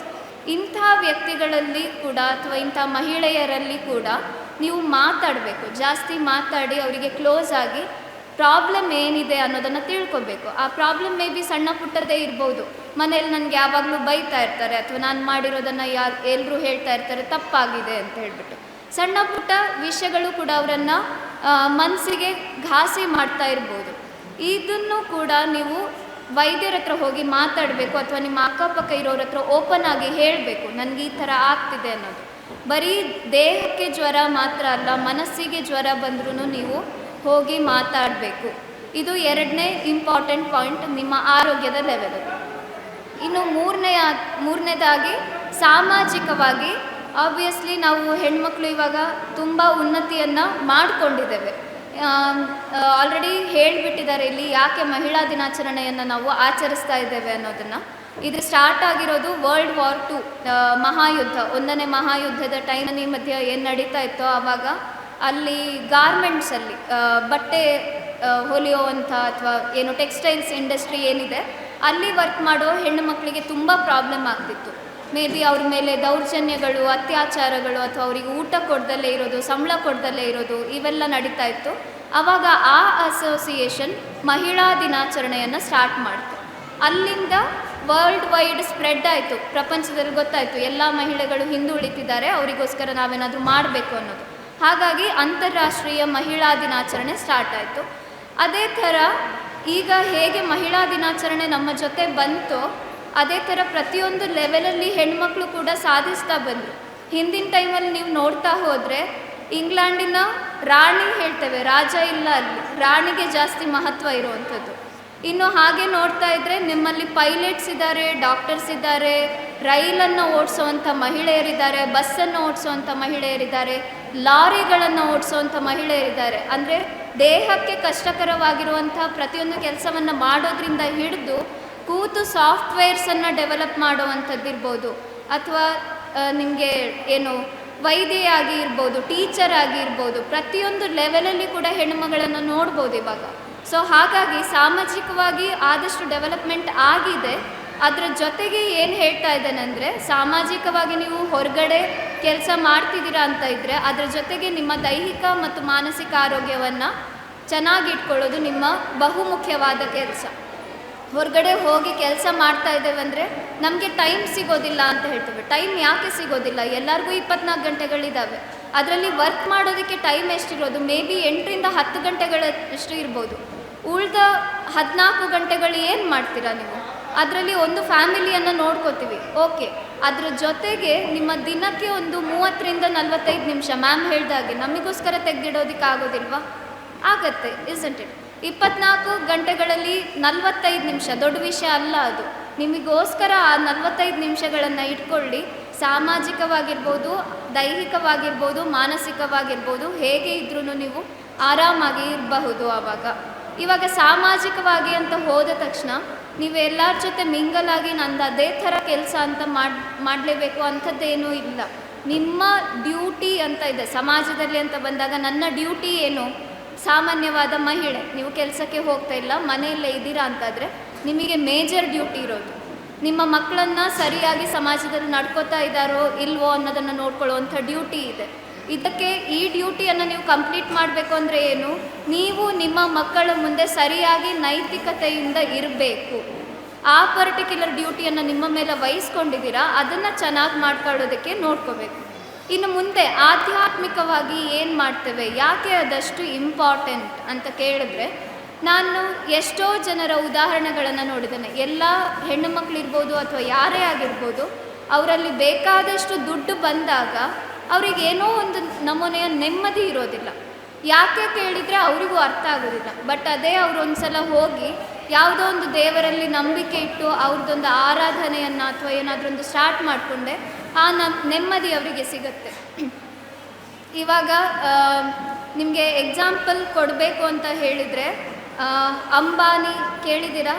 ಅಂಬಾನಿ ವಂಶಸ್ಥರು ನಮ್ಮ ಭಾರತದಲ್ಲಿ ಮೇಜರ್ ಅವರ ಕೈಯಲ್ಲಿ ಏನು ಫೈನಾನ್ಷಿಯಲಿ ಹಣಕಾಸಿನ ವ್ಯವಸ್ಥೆಯಲ್ಲಿ ಅವರು ನಮ್ಮ ಭಾರತಕ್ಕೆ ಬೇಕಾದಷ್ಟು ಕಾಂಟ್ರಿಬ್ಯೂಷನನ್ನು ಕೊಡ್ತಾ ಇದ್ದಾರೆ. ಅವರೂ ಸಹ ಪ್ರತಿಯೊಂದು ಹಬ್ಬಗಳನ್ನು ಆಚರಿಸೋದನ್ನು ನೀವು ನೋಡಿರ್ಬೋದು. ಆಧ್ಯಾತ್ಮ ಅಂದರೆ ಅಷ್ಟೇ, ನಿಮಗೆ ನಿಮ್ಮ ಮತ್ತು ನಾವೇನು ಹೇಳ್ತೀವಿ, ನಮ್ಮ ಸುತ್ತಲೂ ಯಾವುದೊಂದು ಶಕ್ತಿ ಇದೆ ಅಂತ ಹೇಳ್ತೀವಿ, ನಂಬ್ತೀವಿ. ಅದರ ಜೊತೆಗೆ ನೀವು ಕನೆಕ್ಷನನ್ನು ಮಾಡ್ಕೊಳ್ಳುವಂಥದ್ದು ಅಥವಾ ನಿಮಗೋಸ್ಕರ ದೇವರಲ್ಲಿ ಪ್ರೇ ಮಾಡ್ಕೊಳ್ಳೋದು, ಇದನ್ನು ಆಧ್ಯಾತ್ಮಿಕತೆಯ ಮೊದಲನೇ ಹೆಜ್ಜೆ ಅಂತ ಹೇಳ್ಬೋದು. ನೀವು ದಿನಕ್ಕೆ ಒಂದು ಸಲ ದೇವರನ್ನು ನೀವು ಒಂದು ಸಲನಾದರೂ ಹೇಳ್ತೀರಿ, ಏನಾದರೂ ಇದ್ದರೆ ದೇವರೇ ಅಂತ ಹೇಳ್ತೀರಿ, ಇಸ್ಂಟ್ ಇಟ್? ಆ ದೇವರು ಅನ್ನೋದೊಂದು ನಮ್ಮ ನಂಬಿಕೆ. ಆ ನಂಬಿಕೆ ನಿಮ್ಮಲ್ಲಿ ಇದ್ದಿಲ್ಲ ಅಂದರೆ ನೀವು ಯಾವುದೇ ಕೆಲಸಗಳನ್ನು ಮಾಡೋದಕ್ಕಾಗೋದಿಲ್ಲ. ಈ ನಂಬಿಕೆ ಇಲ್ಲದಿದ್ದರೆ ನಿಮ್ಮ ದೈಹಿಕ ಅಥವಾ ಮಾನಸಿಕ ಆರೋಗ್ಯ ಕೂಡ ಸರಿ ಇರೋದಿಲ್ಲ. ಸೊ ದೇವರಲ್ಲಿ ನಂಬಿಕೆ ಅಥವಾ ಯಾವುದೋ ಒಂದು ಶಕ್ತಿಯ ಮೇಲೆ ನಂಬಿಕೆ ಬಹು ಮುಖ್ಯ. ಅದು ಆಧ್ಯಾತ್ಮಿಕತೆಯ ವೆರಿ ವೆರಿ ಇಂಪಾರ್ಟೆಂಟ್ ವಿಷಯ. ಅದು ನಿಮ್ಮ ಆರೋಗ್ಯವನ್ನು ಚೆನ್ನಾಗಿಡೋದಕ್ಕೋಸ್ಕರ. ಇನ್ನು ನೈತಿಕತೆ ಅಂದರೆ ಹೇಳಿದ್ದೀವಿ, ನಮ್ಮ ಸಮಾಜದಲ್ಲಿ ಬದುಕೋದಕ್ಕೋಸ್ಕರ ಒಂದಷ್ಟು ರೂಲ್ಸ್ ಇದ್ದಾವೆ ಅಂತ. ಆ ರೂಲ್ಸ್ಗಳೇನು? ಇವಾಗ ಟ್ರಾಫಿಕ್ ರೂಲ್ಸ್ ಎಲ್ರಿಗೂ ಗೊತ್ತು. ಗಾಡಿ ಹೊಡೆಯುವಾಗ ಏನು, ಯಾವುದಾದ್ರೂ ಒಂದು ಸೈಡಿಗೆ ಹೋಗ್ತಾ ಇದ್ದೀರಂದರೆ ಆ ಸೈಡಿದು ಇಂಡಿಕೇಟರ್ ಆನ್ ಮಾಡಿ, ಗೊತ್ತಾಗುತ್ತೆ ಹಿಂದಿನ ವ್ಯಕ್ತಿಗೆ ನಾವು ಹೋಗ್ತಾ ಇದ್ದೀವಿ ನೆಕ್ಸ್ಟು. ಅಥವಾ ಕೆಂಪು, ಹಳದಿ ಮತ್ತು ಹಸಿರು ಬಣ್ಣಗಳು ಬಂದಾಗ ಎಲ್ಲಿ ಗಾಡಿ ನಿಲ್ಲಿಸಬೇಕು, ಮುಂದೆ ಹೋಗಬೇಕು. ಅದೇ ಥರ ನಮ್ಮ ಸಮಾಜದಲ್ಲಿ ಸಣ್ಣ ಪುಟ್ಟ ರೂಲ್ಸ್ಗಳಿದ್ದಾವೆ. ಈಗ ಗೌರ್ಮೆಂಟ್ ಏನಾದ್ರೊಂದು ವಿಷಯಗಳು ಬಂದಾಗ ಗೌರ್ಮೆಂಟ್ ಅದನ್ನು ಸರಿ ಮಾಡಿಲ್ಲ ಅಂತ ಹೇಳ್ತೀವಿ. ಗೌರ್ಮೆಂಟ್ ಅಂದರೆ ಯಾರು? ನಮ್ಮಿಂದಲೇ ಹೋಗಿರುವಂಥ ಗೌರ್ಮೆಂಟ್ ಅದು. ಹಾಗಾದರೆ ನಮ್ಮ ರೆಸ್ಪಾನ್ಸಿಬಿಲಿಟೀಸ್ ಅಲ್ಲಿ ಏನು ಅನ್ನೋದನ್ನು ತಿಳ್ಕೊಬೇಕು. ಇದನ್ನು ಯಾಕೆ ಈ ಮಹಿಳಾ ದಿನಾಚರಣೆಯ ದಿನದಲ್ಲಿ ನಾನು ಹೇಳ್ತಾ ಇದ್ದೇನೆ ಅಂದರೆ, ಮಹಿಳೆಯರು ನೀವು ಇದನ್ನು ಸ್ಟಾರ್ಟ್ ಮಾಡಿ ತನ್ನಿಂತಾನೇ ಎಲ್ಲರೂ ಚೇಂಜ್ ಮಾಡ್ತಾರೆ. ಯಾಕಂದರೆ ಮಹಿಳೆ ಅನ್ನೋದು ಕುಟುಂಬದ ಒಂದು ಮೂಲ ಸ್ತಂಭ. ಆ ಮಹಿಳೆ ಅನ್ನೋ ಪಿಲ್ಲರ್ ಇಲ್ದಿದ್ರೆ ಆ ಕುಟುಂಬ ನಿಲ್ಲೋದಿಲ್ಲ. ನೀವು ಕುಟುಂಬ ವ್ಯವಸ್ಥೆಯಿಂದ ಚೇಂಜಸನ್ನು ಯಾವಾಗಲೂ ಸ್ಟಾರ್ಟ್ ಮಾಡಬೇಕು. ಫಾರ್ ಎಕ್ಸಾಂಪಲ್, ಯಾಕೆ ಇದನ್ನು ಸ್ಟಾರ್ಟ್ ಮಾಡಬೇಕು ಅಂದರೆ, ನಿಮ್ಮ ಆರೋಗ್ಯಕ್ಕೂ ಒಳ್ಳೆಯದು, ಹಾಗೆ ನಿಮ್ಮ ಮನಸ್ಸಿಗೂ ಒಳ್ಳೆಯದು. ಯಾವುದೆಲ್ಲ ವಿಷಯಗಳು? ಸಣ್ಣ ಎಕ್ಸಾಂಪಲ್, ಈಗ ಸಣ್ಣ ಮಕ್ಕಳು ಅಲ್ಲಿಂದ ಬರ್ತಾ ಇರುವಾಗ ಕುರ್ಕುರೆ ಪ್ಯಾಕೆಟ್ಸನ್ನು ನಾನು ನೋಡಿದೆ. ಓಕೆ, ತಿನ್ನಲಿ, ಯಾವತ್ತಾದರೂ ವರ್ಷಕ್ಕೊಂದ್ಸಲ ಅಥವಾ ನಿಮ್ಮ ತಿಂಗಳಿಗೊಂದ್ಸಲ ಏನೋ ಕೊಡ್ತೀರಾ ಮಕ್ಕಳಿಗೆ, ಓಕೆ ಫೈನ್. ಆದರೆ ಆ ಪ್ಯಾಕೆಟನ್ನು ಎಲ್ಲಿ ಎಸಿತಾರೆ ಅನ್ನೋದನ್ನು ನೋಡ್ಕೊಳ್ಳಿ, ಅಥವಾ ಯಾವ ಅಮೌಂಟಲ್ಲಿ ಅದನ್ನು ತಿಂತಾ ಇದ್ದಾರೆ ಅನ್ನೋದನ್ನು ನೋಡಿ. ಎಸೆಯೋದು ಎಲ್ಲಿ ಎಸಿಬೇಕು? ಇವಾಗ ಕುರ್ಕುರಿ ಪ್ಯಾಕೆಟ್ಸ್ ಇರ್ಬೋದು, ಪ್ಲಾಸ್ಟಿಕ್ ಇರ್ಬೋದು, ಎನಿಥಿಂಗ್ ಬೇಡವಾಗಿರೋದನ್ನು ಎಲ್ಲಿ ಎಸಿತೀರಾ? ಡಸ್ಟ್ಬಿನ್ನಿಗೆ, ಇಸಂಟ್ ಇಟ್? ಎಲ್ಲರ ಮಕ್ಕಳು ಅದನ್ನು ಮಾಡ್ತಾ ಇದ್ದಾರಾ? ಅಥವಾ ನೀವೆಲ್ಲರೂ ಅದನ್ನು ಮಾಡ್ತಾ ಇದ್ದೀರಾ? ಕೇಳ್ಕೊಳ್ಳಿ ನಿಮ್ಮನ್ನು. ಇಲ್ಲಿಂದ ಸ್ಟಾರ್ಟ್ ಮಾಡಬೇಕು. ಇನ್ನೊಂದು, ತಂಬಾಕು ತಿಂತಾರೆ ಅಥವಾ ಸಣ್ಣ ಅಡಿಕೆ ಪುಡಿ ಬಾಯಿಗೆ ಹಾಕ್ಕೊಡ್ತೀರಾ, ಏನೋ ಒಂದು. ಎಲ್ಲಿ ಉಗಿತೀರಾ ಇದನ್ನು? ಎಲ್ಲಿ ಉಗಿಬೇಕು? ಬೇಸಿಕಲಿ ಇದು ನಿಮ್ಮ ದೈಹಿಕ ಆರೋಗ್ಯಕ್ಕೂ ಇಂಪಾರ್ಟೆಂಟ್, ಹೌದಾ? ನಿಮ್ಮ ಸುತ್ತಮುತ್ತಲು ಕ್ಲೀನ್ ಆಗಿದ್ದರೆ ಆಬ್ವಿಯಸ್ಲಿ ಯಾವುದೇ ರೀತಿ ಇನ್ಫೆಕ್ಷನ್ಸ್ ಬರೋದಿಲ್ಲ. ಎಲ್ಲರಿಗೂ ಇಂಪಾರ್ಟೆನ್ಸ್ ಗೊತ್ತಾಗಿರ್ಬೋದು ಹೆಲ್ತಿದ್ದು. ಕೋವಿಡ್ ಬಂದಾಗ ಎಲ್ಲ ಕೈ ತೊಳಿತಿದ್ರಿ, ಎಲ್ಲ ತೊಳ್ಕೊಂಡು ಬರ್ತಿದ್ರಿ. ಅದೇ ಹೊರಗಡೆ ಹೋದಾಗ ಹೊರಗಡೆ ಯಾಕೆ ಉಗಿತೀರಾ? ಯಾಕೆ ಪ್ಲಾಸ್ಟಿಕ್ಸನ್ನು ಬಿಸಾಕ್ತೀರಾ? ಯಾಕೆ ಹೊರಗಡೆ ಮಲವಿಸರ್ಜನೆಗೆ ಹೋಗ್ತೀರಾ? ಇಷ್ಟೆಲ್ಲ ಟಾಯ್ಲೆಟ್ಸ್ ಕಟ್ಟಿಸಿ ಎಲ್ಲ ಆಗಿದೆ, ಯಾಕೆ ಮತ್ತೆ ಹೊರಗಡೆ ಹೋಗಬೇಕು? ನಮ್ಮ ಸುತ್ತಮುತ್ತಲು ಕ್ಲೀನಾಗಿ ಇಟ್ಕೊಳ್ಳೋದು ನಿಜವಾಗ್ಲೂ ಚೆನ್ನಾಗಿರುತ್ತೆ ಅಲ್ವಾ? ನಾವಿವಾಗ ಫೋಟೋಸ್ ನೋಡ್ತೀವಿ, ಫೋಟೋ ನೋಡುವಾಗ ನೈರ್ಮಲ್ಯ ಅಂತ ಬಂದಾಗ ಯಾವುದೋ ಹೊರಗಡೆಯ ದೇಶದ ಕ್ಲೀನ್ ರೋಡನ್ನು ಪಿಕ್ಚರ್ಸ್ ಹಾಕ್ತೇವೆ. ಅದೇ ಇಂಡಿಯಾದ, ಭಾರತದ ಪಿಕ್ಚರ್ಸನ್ನು ಯಾಕೆ ಹಾಕೋದಿಲ್ಲ? ಯಾಕೆ ಹಾಕೋದಿಲ್ಲ ಅಂದರೆ ನಾವು ಕ್ಲೀನಾಗಿ ಇಟ್ಕೊಳ್ಳಿಲ್ಲ. ಸೊ ಕ್ಲೀನಾಗಿ ಇಟ್ಕೊಳ್ಳೋದು ಬಹು ಮುಖ್ಯ. ನಿಮ್ಮ ದೈಹಿಕವಾದ ಆರೋಗ್ಯ ಇರ್ಬೋದು, ಮಾನಸಿಕ ಆರೋಗ್ಯಕ್ಕೂ. ಈಗ ನಿಮ್ಮ ಮನೆಯಲ್ಲಿ ಧೂಳು ತುಂಬಿಕೊಂಡು ಎಲ್ಲದೂ ಅದೇ ಥರ ಸ್ಟಫ್ ಆಗಿದ್ದರೆ ನಿಮಗೆ ಕ್ಲೀನ್ ಅನಿಸುತ್ತಾ? ಮನೇಲೇನಾದರೂ ಮಾಡಬೇಕು ಅನಿಸುತ್ತಾ? ಇಲ್ಲ ಅಲ್ವಾ? ಅದನ್ನೇ ನೀವು ಕ್ಲೀನಾಗಿ ಇಟ್ಕೊಂಡಿದ್ದೀರಾ ಅಂತಿದ್ರೆ ನಿಮಗೇನೋ ಮಾಡಬೇಕು, ಇದು ನಮ್ಮ ಮನೆ ಅಂತ ಫೀಲಿಂಗ್ ಬರುತ್ತೆ. ಅದೇ ಹೊರಗಡೆ ಹೋದಾಗ ನಿಮಗೇನಾದರೂ ಗಲೀಜು ಕಂಡ್ರೆ ಯಾಕೆ ಈ ಥರ ಇದೆ ಅನ್ಕೋತೀವಿ, ಬಟ್ ಅದು ಯಾಕೆ ಆಯಿತು ಅನ್ನೋದನ್ನು ನಾವು ಯಾರೂ ಕೇಳೋದಿಲ್ಲ. ಸೊ ಕ್ಲೆನ್ಲಿನೆಸ್ಸನ್ನು ಇಟ್ಕೊಳ್ಳೋದು, ನೈರ್ಮಲ್ಯತೆಯನ್ನು ಕಾಪಾಡ್ಕೊಳ್ಳೋದು ಮೊದಲನೇ ವಿಷಯ. ಅದು ಹೊರಗಡೆಯ ನೈರ್ಮಲ್ಯತೆ ಇರ್ಬೋದು, ಅಥವಾ ನಿಮ್ಮ ಮನೆ ಒಳಗಡೆಯ ನೈರ್ಮಲ್ಯತೆ ಇರ್ಬೋದು, ಅಥವಾ ನಿಮ್ಮ ದೇಹದ ನೈರ್ಮಲ್ಯತೆ ಇರ್ಬೋದು. ಯಾವುದಾದ್ರೂ ಸರಿ ಕ್ಲೀನಾಗಿ ಇಟ್ಕೊಳ್ಳೋದು ವೆರಿ ಇಂಪಾರ್ಟೆಂಟ್. ಈಗ ಹೆಣ್ಮಕ್ಳು ಅಂತ ಬಂದ ತಕ್ಷಣ ಮನೆ ಸುತ್ತಲೂ ಹೊರಗಡೆ ಕ್ಲೀನ್ ಮಾಡೋದು ಮಾತ್ರ ಮುಖ್ಯ ಅಲ್ಲ, ನಿಮ್ಮ ದೇಹದ ಬಗ್ಗೆನೂ ಯೋಚನೆ ಮಾಡ್ಕೋಬೇಕು. 2 ಸಲ ಸ್ನಾನನೋ ಅಥವಾ ಬಟ್ಟೆಗಳನ್ನು ಪದೇ ಪದೇ ಕ್ಲೀನ್ ಮಾಡಿ ಹಾಕೊಳ್ಳುವಂಥದ್ದು, ಪ್ರತಿಯೊಂದನ್ನು ನೀವು ನೆನ್ಪಿಟ್ಕೊಂಡು ಪ್ರತಿಯೊಬ್ಬರಿಗೆ ಎಲ್ರಿಗೂ ಮಾಡ್ತೀರಾ, ಬಟ್ ನಿಮ್ಮ ಬಟ್ಟೆಗಳ ಬಗ್ಗೆ ನಿಮ್ಮ ಬಗ್ಗೆನೂ ನೀವು ಗಮನ ಕೊಡಬೇಕು. ಸೊ ಇದು ನೈರ್ಮಲ್ಯತೆಯ ವೆರಿ ಇಂಪಾರ್ಟೆಂಟ್ ಥಿಂಗ್. ಇನ್ನೊಂದು ಮಾನಸಿಕ ನೈರ್ಮಲ್ಯತೆ. ಮಾನಸಿಕ ನೈರ್ಮಲ್ಯತೆ ಅಂದರೆ ಏನು? ಏನಾದರೂ ಐಡಿಯಾಸ್ ಬರ್ತಾ ಇದ್ದಾವೆ ಇದ್ರ ಬಗ್ಗೆ? ಇದನ್ನು ಆವಾಗಲೇ ನಾನು ಹೇಳಿದೆ. ಇಲ್ಲಿ ತನಕ ಆ ಹುಡುಗಿ ನಮ್ಮ ಜೊತೆ ಚೆನ್ನಾಗಿ ಮಾತಾಡ್ತಾ ಇದ್ಲು, ಇವಾಗ ಯಾಕೋ ಮಾತೇ ಆಡ್ತಿಲ್ಲ. ಅವಳಿಗೇನೋ ಕೆಲಸದ ವೆರಿ ಇಂಪಾರ್ಟೆನ್ಸ್ ಇರ್ಬೋದು, ಅವಳಿವಾಗ ಏನೋ ಗ್ರೇಟ್ ಆಗೋದ್ಲು, ಅದಕ್ಕೆ ಮಾತಾಡ್ತಾ ಇಲ್ಲ ಅಂತ. ಅದೇ ಥರ ಆಗಬೇಕು ಅಂತ ಏನಿಲ್ಲ. ಮೇ ಬಿ ಆ ಹುಡುಗಿಗೆ ಅಥವಾ ಆ ಮಹಿಳೆಗೆ ಏನೋ ಒಂದು ಮನಸ್ಸಿನಲ್ಲಿ ಪ್ರಾಬ್ಲಮ್ ಇರಲೂಬಹುದು. ಹಾಗಾಗಿ ನೀವಾಗೆ ಮಾತಾಡಿಸ್ತಾ ಇರಬೇಕು, ಅಥವಾ ನಿಮ್ಗೆ ಏನು ಪ್ರಾಬ್ಲಮ್ಸ್ ಆಗುತ್ತೋ ಅದನ್ನು ಹೇಳ್ಕೊಳ್ತಾ ಇರಬೇಕು.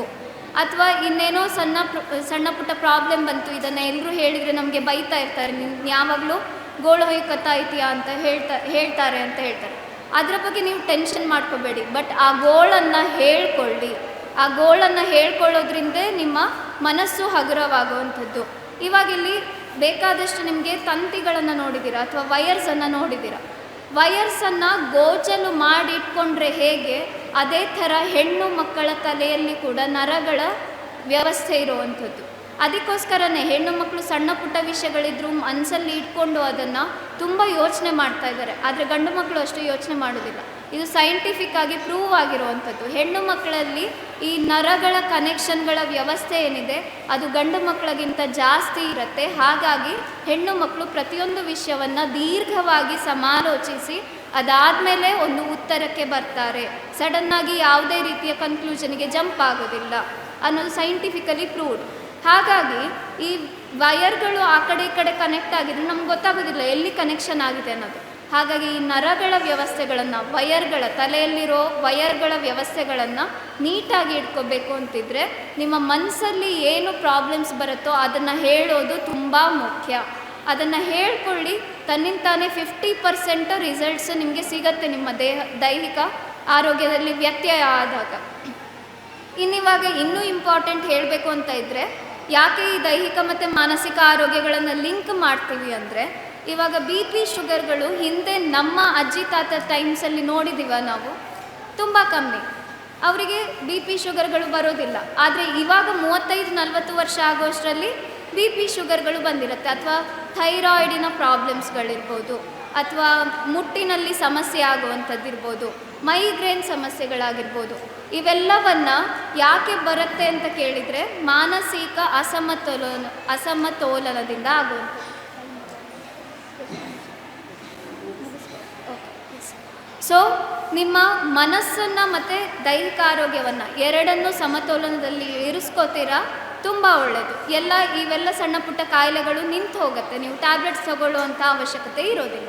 ಇನ್ನು ಕಾಮನ್ ಆಗಿ ಮಂಡಿ ನೋವು ಅದು ಇದು ಇದ್ದರೆ ಏನು ಮಾಡ್ಬೋದು ಅಂತ ಕೇಳ್ತೀರಾ. ಇಲ್ಲಿ ಟ್ಯಾಬ್ಲೆಟ್ಸ್ ಇಲ್ದಲೇ ಹೇಗೆ ನಾವು ಟ್ಯಾಕಲ್ ಮಾಡ್ಬೋದು?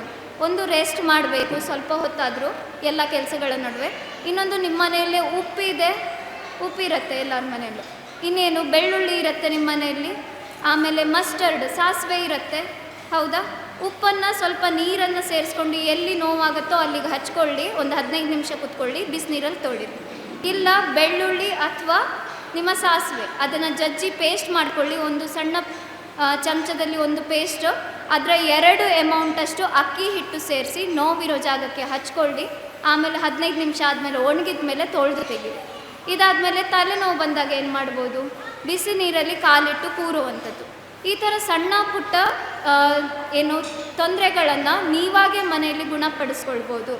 ಡಾಕ್ಟ್ರ್ ಹತ್ರ ಹೋಗೋ ಅವಶ್ಯಕತೆ ಇಲ್ಲ. ಬಟ್ ಎಕ್ಸ್ಟ್ರೀಮ್ ಆದರೆ ಇನ್ನೂ ಕಂಟಿನ್ಯೂ ಆಗ್ತಾ ಇದೆ ಅಂದರೆ ನೀವು ಡಾಕ್ಟ್ರ್ ಹತ್ರ ಹೋಗಬೇಕಾಗತ್ತೆ. ಇನ್ನು ಆಹಾರದಲ್ಲಿ ನಿಮ್ಮ ಲೋಕಲ್ಲಾಗಿ ನಿಮ್ಮ ಸುತ್ತಮುತ್ತಲು ಏನು ಬೆಳೆಯುತ್ತೋ ಏನು ಸಿಗುತ್ತೋ ಅದನ್ನು ತಿನ್ನಿ, ಅದು ನಿಮಗೆ ಆರೋಗ್ಯಕ್ಕೆ ಬಹು ಮುಖ್ಯವಾಗಿರುವಂಥದ್ದು.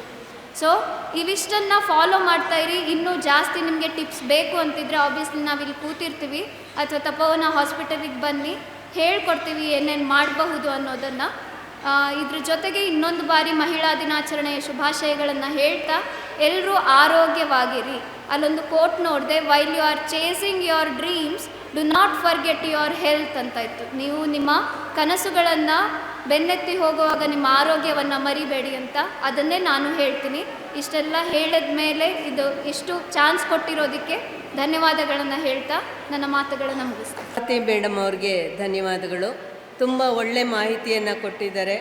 ಏನೇ ಸಮಸ್ಯೆ ಇದ್ರೂ ಕೂಡ ನಮ್ಮದು ನ್ಯಾಚುರೋಪತಿ ಮತ್ತು ಮೆಡಿಕಲ್ ಕಾಲೇಜ್ ಏನಿದೆ, ಆಯುರ್ವೇದ ನ್ಯಾಚುರೋಪತಿ ಮೆಡಿಕಲ್ ಕಾಲೇಜು, ಅಲ್ಲಿ ಡಾಕ್ಟ್ರುಗಳು ಸಿಗ್ತಾರೆ, ನೀವು ಮಾತಾಡ್ಬೋದು. ಹೆಚ್ಚು ಮಾಹಿತಿ ಬೇಕು ಅಂದರೆ ಇಲ್ಲಿನೂ ಅವ್ರು ಆಮೇಲೆ ಸಿಗ್ತಾರೆ, ನೀವು ಮಾತಾಡ್ಬೋದು. ಈಗ SS ಹಾಸ್ಪಿಟ್ಲ್, ನಾರಾಯಣ ಹಾಸ್ಪಿಟ್ಲ್ ಅಂತ ಕೇಳಿದ್ದೀರಲ್ಲ, SS ಹಾಸ್ಪಿಟ್ಲಲ್ಲಿ ಆರ್ಟ್ಗೆ ಸಂಬಂಧಪಟ್ಟ ಹಾಗೆ ನಮಗೆ ಅಲ್ಲಿ ವೈದ್ಯಕೀಯ ಚಿಕಿತ್ಸೆಯನ್ನು ಕೊಡ್ತಾ ಇದ್ದಾರೆ. ಈಗ ವಿಶೇಷವಾಗಿ ಮಾರ್ಚ್ 8ನೇ ತಾರೀಕಿಂದ 31ನೇ ತಾರೀಕುವರೆಗೂ ಮಹಿಳೆಯರಿಗೆ, ಯಾವುದೇ ಮಹಿಳೆ ಇರ್ಬೋದು, ಅವರು ಹೋದರೆ blood BP checkup, sugar checkup, ECG, echo ಮತ್ತು ಹೃದಯಕ್ಕೆ ಸಂಬಂಧಪಟ್ಟ ಹಾಗೆ ಹೃದಯ ತಜ್ಞರೊಂದಿಗೆ ಮಾತಾಡೋದು ಅಂಥದ್ದು, ಅದನ್ನು ಅವರು ಫ್ರೀಯಾಗಿ ಮಾಡ್ತಾಯಿದ್ದಾರೆ. ಬೆಳಗ್ಗೆ 9 ಗಂಟೆಯಿಂದ ಮಧ್ಯಾಹ್ನ 3 ಗಂಟೆವರೆಗೂ ಆ ವ್ಯವಸ್ಥೆ ಇರುತ್ತೆ. ನೀವು ಹೋಗೋವಂಥವ್ರು ಈ ಕೂಪನನ್ನು ತಗೊಂಡು ಹೋಗ್ಬೇಕಾಗತ್ತೆ. ನಿಮ್ಮೆಲ್ರಿಗೂ ಕೂಡ ನಾವು ಈ ಕೂಪನನ್ನು ಅವರು ನಮಗೆ ಕೊಡ್ತಾರೆ, ಎಲ್ರಿಗೂ ನಾವು ಕೊಡ್ತೀವಿ. ಇನ್ನೂ ಜಾಸ್ತಿ ಬೇಕು ಅಂದರೆ ನಮ್ಮನ್ನು ನೀವು ಕೇಳಿದರೆ ನಾವು ವ್ಯವಸ್ಥೆ ಮಾಡಿಸ್ತೀವಿ. ಮಾರ್ಚ್ 8ರಿಂದ 31ರವರೆಗೂ, ಮಾರ್ಚ್ 31ರವರೆಗೂ ಫ್ರೀ.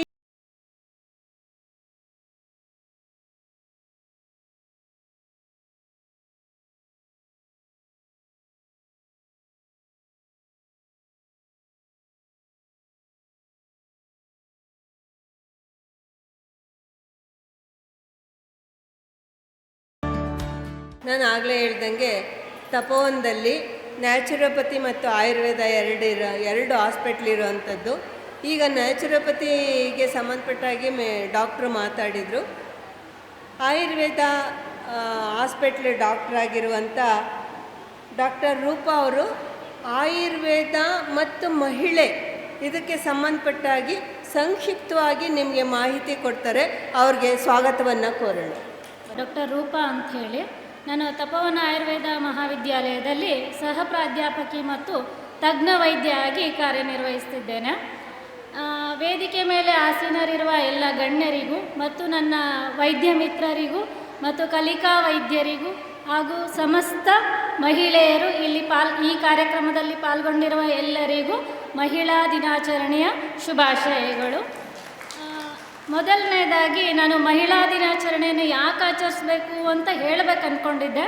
ಇಷ್ಟೊತ್ತನ ಎಲ್ಲ ಗಣ್ಯರು ಮಹಿಳಾ ದಿನಾಚರಣೆಯ ಇಂಪಾರ್ಟೆನ್ಸ್ ಬಗ್ಗೆ ಹೇಳಿದ್ದಾರೆ. ಸೊ ಅದನ್ನು ಬಿಟ್ಟು ಬೇರೆ ಆಯುರ್ವೇದ ಮತ್ತು ಮಹಿಳೆಯ ಆರೋಗ್ಯದ ಬಗ್ಗೆ ನಾನು ಸ್ವಲ್ಪ ಮಾಹಿತಿಗಳನ್ನು ಹೇಳ್ತೀನಿ. ಯೂಶ್ವಲಿ ಎಲ್ಲರಿಗೂ ಆಯುರ್ವೇದ ಅಂದ ತಕ್ಷಣ ಏನು ಬರುತ್ತೆ ಮೈಂಡಲ್ಲಿ? ಆಯುರ್ವೇದ ನಿಧಾನವಾಗಿ ಎಲ್ಲ ಕಡೆ ತೋರಿಸ್ಕೊಂಡು ಆದಮೇಲೆ ಆಯುರ್ವೇದಕ್ಕೆ ಬರ್ತಾರೆ. ಇದು ಕಾಮನ್ ಟೆಂಡೆನ್ಸಿ. ಒಂದು, ಯಾಕೆ ಆಯುರ್ವೇದದ ಬಗ್ಗೆ ಮಾಹಿತಿ ಇಲ್ಲದೆ ಇರೋದು ಒಂದು. ಆಮೇಲೆ ಆಯುರ್ವೇದ ಅಂದ ತಕ್ಷಣ ಏನು ಮೆಡಿಸಿನ್ಸ್ ಕೊಡ್ತಾರೆ, ಮಸಾಜ್ ಮಾಡ್ತಾರೆ ಅಂತ. ಬಟ್ ಅಲ್ಲ, ಆಯುರ್ವೇದ ಅಂದರೆ ಬರೀ ಮಸಾಜ್ ಅಲ್ಲ. ಆಯುರ್ವೇದ ಅಂದರೆ ಲೇಟಾಗಿ ಕ್ಯೂರ್ ಮಾಡೋದಲ್ಲ.